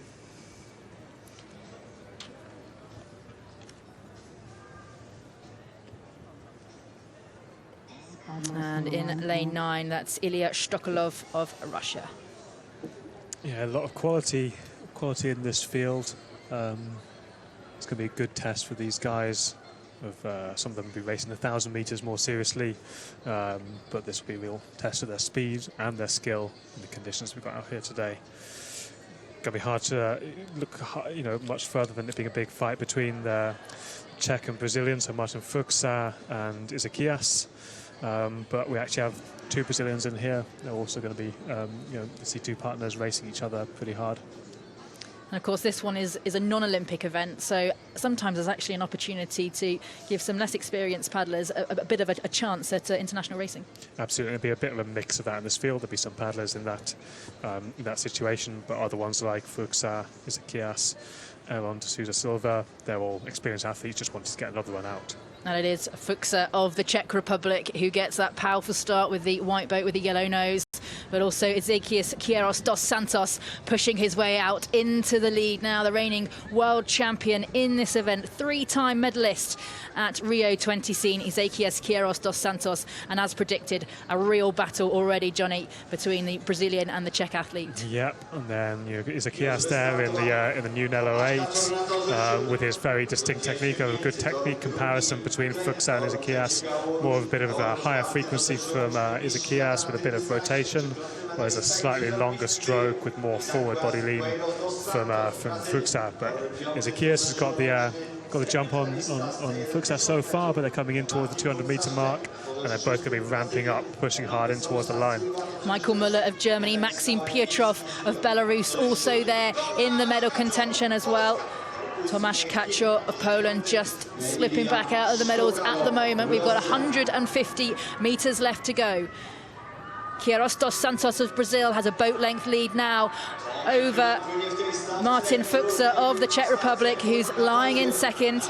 Big strokes going in from the Brazilian paddler. Yeah. Out in lane 2, that's Ukraine's Pavlo Altahov, who's really putting the burners on now. We're into the last 100 metres. Big paddle here. Fantastic from the reigning world champion, Queiroz dos Santos. Can Fuchser hold on to take the silver? The battle really is on for the bronze medal as well. And what a performance from Quiros dos Santos. He takes the gold for Brazil with the Czech Republic's Martin Fuchsa taking the silver. And I think that was Tomasz Kaczor of Poland who finished in bronze medal position. Yes, absolutely. So Zacchaeus there, he really wasn't challenged. Actually, once he got ahead, he held it exceptionally well. And then despite coming under pressure from Poland, we have Martin Fuchsa holding on there for the silver medal. And fantastic to see, just like Cuba doing well this weekend. Brazil really have a really good heritage, good tradition, and do consistently really perform in canoe racing especially. Yes, I mean, so they've, last few years, Quiros dos Santos has really pushed that to the fore. And it's going to be interesting to see if there's another generation of Brazilians coming up behind him who are also going to be performing at this level. And it's hard enough to win just one medal at Olympic Games. He picked up 2 silvers and a bronze at Rio 2016, so mixing up between the events. But there you have just a little bit of clear water between the first 2 paddlers. Yeah, and he's absolutely, one of the sport's biggest stars there is Zacchaeus, particularly in Brazil. He's extremely famous for his exploits in Rio, and rightly so.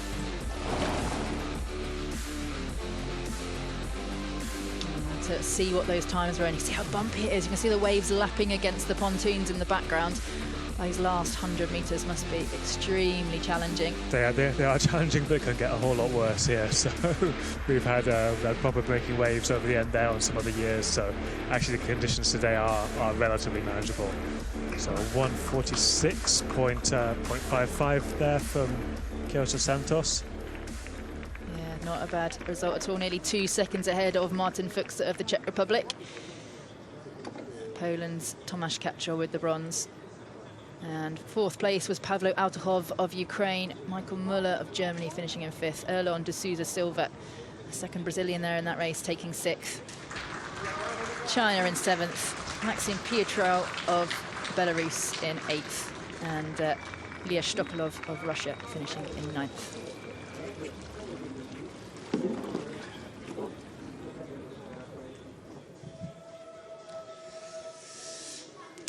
Zacchaeus, congratulations. You like this race very much, yes? Muito obrigado. A prova foi muito boa. O Martin Fuchsa deu trabalho no começo, trabalho na saída.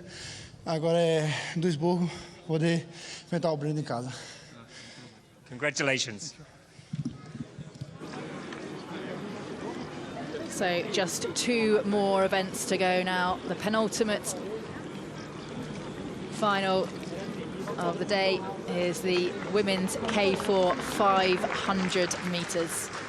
And this is sure to be a very, very fast event. We've got strong following wind, 4 athletes in a boat, and the focus and the skill that it takes to make a K4 shift is quite tough, isn't it, Johnny? It's really tough. I'm really looking forward to these races now.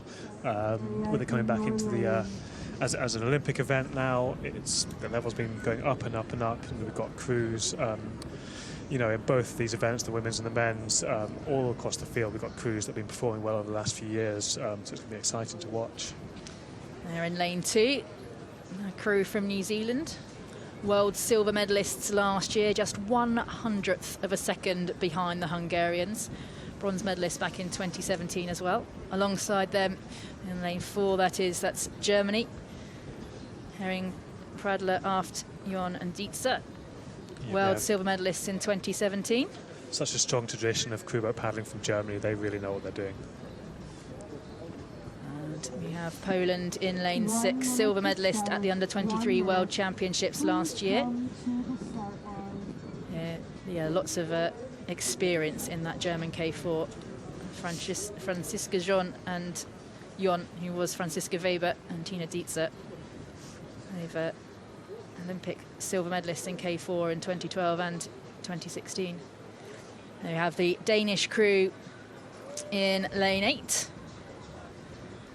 Finishing 8th at the World Championships last year, looking to really improve on that this year.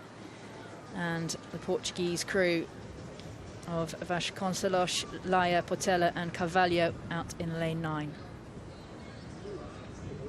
And the battle here will be between those under-23 world silver medalists, Poland, the European silver medalists, Belarus in lane 5, and the 2017 world silver medalists, Germany. Absolutely, and then we've got the last year's silver medalist, New Zealand, there as well. Absolutely. It's yeah, it's going to be really, really fascinating. The Belarusians are having a great regatta so far, but then Lisa, she really knows what she's doing, so can she lead this crew to another win or another medal? Yeah, 2 gold medals already for Lisa Carrington of New Zealand. Going for another medal in the K4. All the crews very, very smoothly out the line across the whole field there, and we'll see who pushes through the transition phase to take an early lead. You can see just a perfect synchronicity between these paddlers. Absolutely fascinating to watch. Already the Germans out there taking an early lead, New Zealand up there as well, but France are quite fast starters by the looks of it.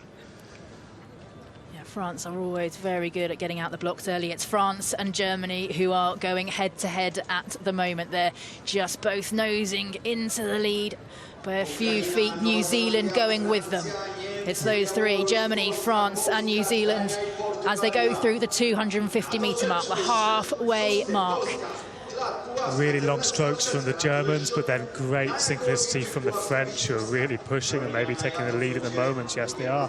And then New Zealand's picking up, working really hard, and they're going to start to come through. Wonderfully close racing we're having here in Poland. New Zealand, France and Germany all up there, all contending for the medals. We've also got the second Polish crew in lane 7, as well as Portugal in lane 9, who are starting to stamp their authority on this. New Zealand are coming through. It's New Zealand and France. Germany are dropping back. New Zealand have a marginal lead heading into the last few metres of the race. Can France come back? Can New Zealand hang on? The world silver medalists last year take the gold here in Poland. Silver goes to France. Wow, what a race. The Polish coming through for the 3rd medal. The Germans, they're just given too much too soon, and that cost them at the end. And New Zealand timed it to perfection. That's a real masterclass of how to race a K4, and masterclass of how to stroke it by Lisa there, just timing their effort, not panicking when they weren't ahead early on, and making sure they got to the line in first place.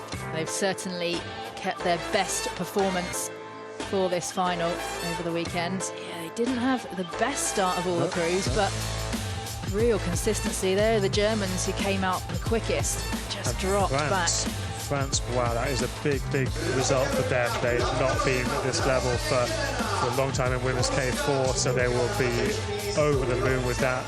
They're really in the hunt for medals, of course, this season by the looks of it, and for a solid Olympic qualification.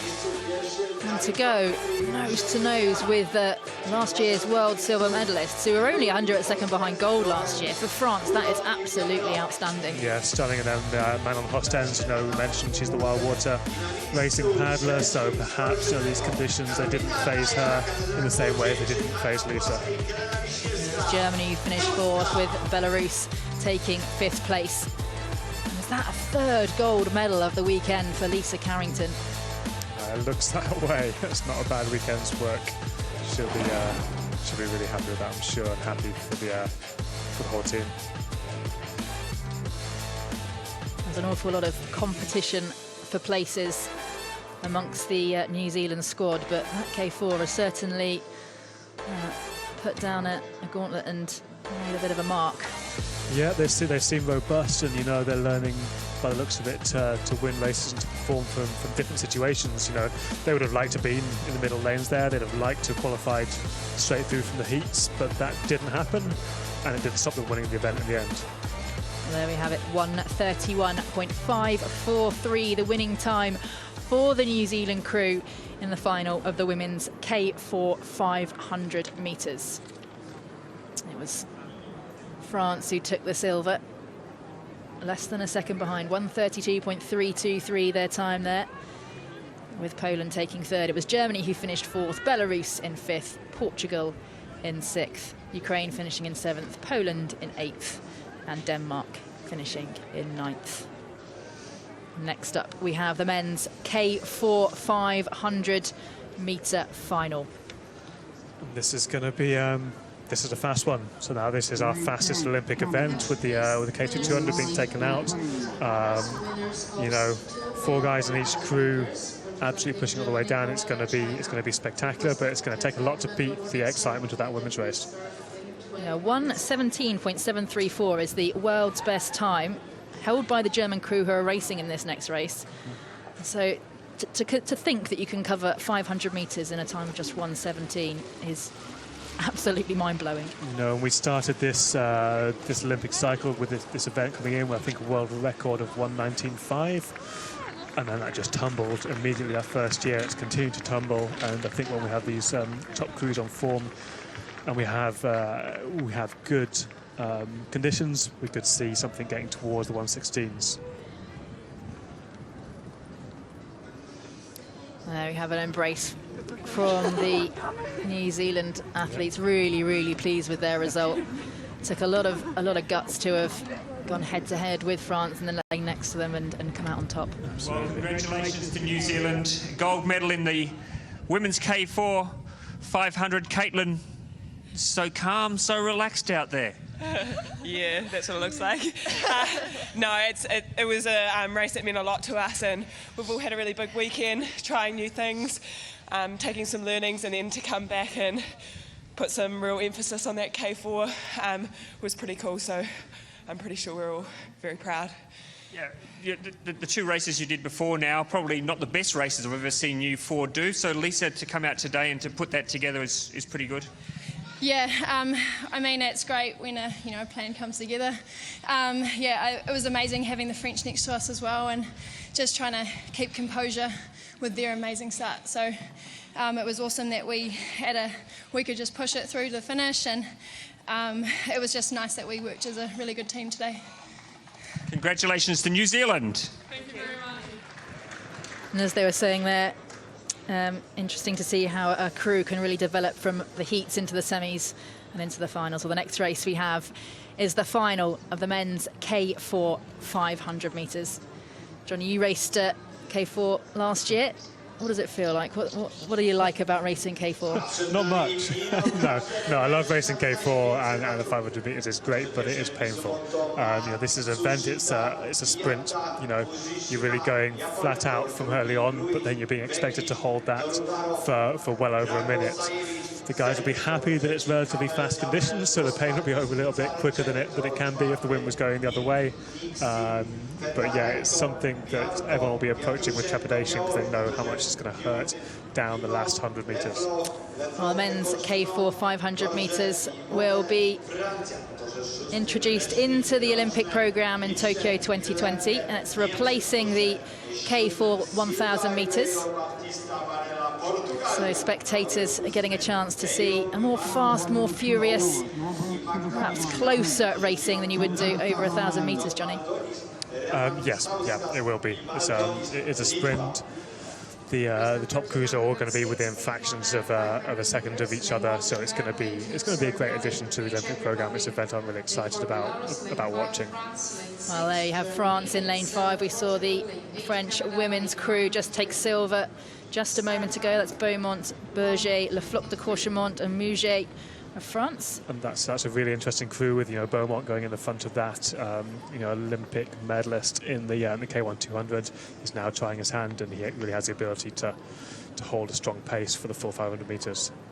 And is that where a lot of squads are recruiting their K4 500 metre paddlers from the 200 metre events? You see Marc de Jong there as well, former world champion K1 200 in the front of that Canadian boat. We've had, you know, in the Serbian crew, we've got Dragoslav Ljejic coming over from K1 200 racing here, and then the K2 200 paddler Nebojša Grujic. He's also there in the Serbian boat, so they've got a lot of speed in that boat now. Well, the crew to watch today will be Germany's Rentschmidt, Liebscher, Rauer and Lemke, the reigning world champions, last year's European silver medalists and the reigning Olympic champions over K4000. holders of the current world's best time over 500 metres. So Germany in lane 6 in the pink boat, potentially the favourites for this race. Yes, they're absolutely the favourites for this race and for the whole year. So if anyone can get close, that's going to make things really interesting. But they really know what they're doing. Off to a smooth start, the Germans there. And I think oh no, we're coming back with a false start. Well, that's the first false start we've seen in the A finals this weekend. It is, and it's not easy to turn these K4s around. Be interesting to see who that was given to. The Germans certainly got out well. I didn't really notice that there was a particular false start from them, so we'll see who is pushing it and who's going to have to be a little bit more conservative the second time round. So how would that affect you if you were the perpetrator of a false start? How could that affect an athlete or a crew mentally? You know, you're then going to have to be a little bit more conservative. Yeah, it's the Lithuanians. They are fast starters, but it wouldn't be unknown for them to have pushed the start before, so it looks like they'll get caught out for it this time. But, you know, they'll be calm and composed, and I'm sure they'll get it right the second time round. Yeah, Lithuania in lane 9, you could see their paddles just going a little bit earlier than everybody else's. And how do you kind of how do you get yourself reset for yet another start? You've been on edge. This is your final, and now you've got to paddle around. You've got to keep on the ball and warmed up mentally, but also keep warmed up physically as well. How do you do that? I mean, they'll get them around as quickly as possible. The starter is going to be encouraging all the boats just to paddle around, to come straight back in. He won't want any messing around, so that keeps you warm. And to be honest, you're just doing the same thing again. Nothing's changed. It's just a few minutes later. So just stay calm. If you are the perpetrator, you do have to approach it a little bit differently the second time, in my opinion. If you really don't want the risk of getting yourself knocked out of the race with that second false start, which is what would disqualify you. I've been in that position. We've got called for a false start and a full race rerun for the Olympic qualification, Milan 2015. So myself and Liam, we had to be extremely, cool-headed on the start line the second time. We had to just make sure the bucket dropped, and then we went. So there's no chance of us getting ruled out of that Olympic qualification. This race doesn't have quite so much on the line, but every race counts. All these crews are going to want to be pushing down and getting a clean start now. So hopefully, in a second when they get into the buckets, we'll get the race underway again. That's lane 1. That's Japan's Keiji Mizumoto, Yusuke Miyata, Momotaro Matsushita, and Hiroki Fujishima. And this is a crew that's coached by my old coach, Alex Nikonov. He's transitioned over to Japan now and seems to be doing really good things with them already. So they'll be really happy to be in this final, and it's going to be interesting to see what they can do. So that's lane 4. That's Belarus, the reigning European champions in K4000. Yeah. It's interesting to see how they transition to the K4 500. And also keep an eye on the French crew as well in lane 5. Yep, they're going to be interesting with Beaumont in the front, but then the interesting thing with the Belarusians is that we don't have Pietroshenko in the front of this crew. He's got such a long history of stroking crew boats to Olympic medals across 200, 500 and 1,000, one of the only athletes, if not the only, to do that. But nowadays he's taking a bit of a back seat, and then we've got some younger paddlers stroking the boat, but they clearly know what they're doing and have learned from a very good athlete. So they're coming up into the buckets now for the second go at it. ICF Canoe Sprint and Paracanoe World Cup, Poznan Poland 29. And they're underway smoothly this time, I think. Well, they called them through very quickly there. I think the athletes have something to say about that, but the French, they were on the ball, so they're getting a flyer at the start, but the Germans are going to have to work to overtake them now.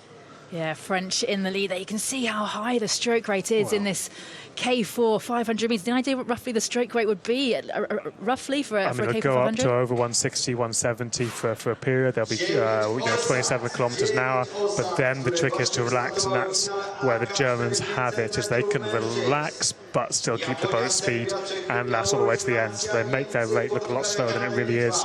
Really long strokes. You see that Renschmidt's setting there, and the most experienced man you could hope to have in your second seat, Ronald Rauer, is just backing him up. Well, there you go, a really big battle going on in those two centre lanes. France in lane 5, Germany in lane 6.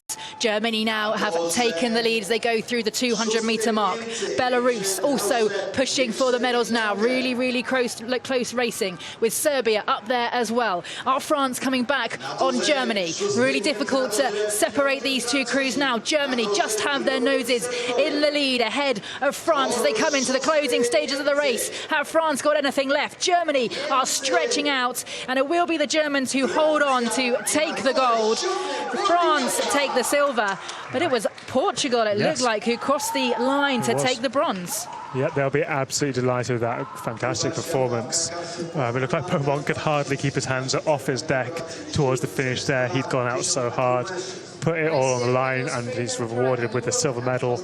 But the ones that really rose to the occasion, despite, I'd say really missing the start of the Germans there. You can see they're perhaps a bit disappointed with how it went, but in a minute, when they realise that they've still won it, I'm sure they'll be a lot happier, and they'll be looking to improve the performance next weekend in Duisburg. Yeah, the reigning world and Olympic champions taking gold here in Poznan. Such a big start from the French. It was. They were sharp. It'd be interesting speaking to the crews to see what the process was when they got into the start the second time. It looks like the starter just got them going immediately. They got into the buckets, but you always have to be ready for that, and the French certainly were. Great technique from Lorenz in the front of that boat. Really interesting, as you're saying, that combination with Beaumont, who was silver medalist in the K1 200 yesterday, Berger and Lefroc de Courchemont, who took gold in the K2, combining to get a silver here, but it was Germany who powered through with such a consistent race to take the gold. A brilliant finish by Portugal, who didn't really seem in contention for the medals at the halfway mark, who just pushed through. That's Emmanuel Silva, Messias Batista, João Ribeiro and David Varela who come through there. And Canada also, another crew that wasn't necessarily at the top of their game last year. It looks like they were perhaps in 4th place. So really pushing the medals early on this season and showing what an exciting event it's going to be this year.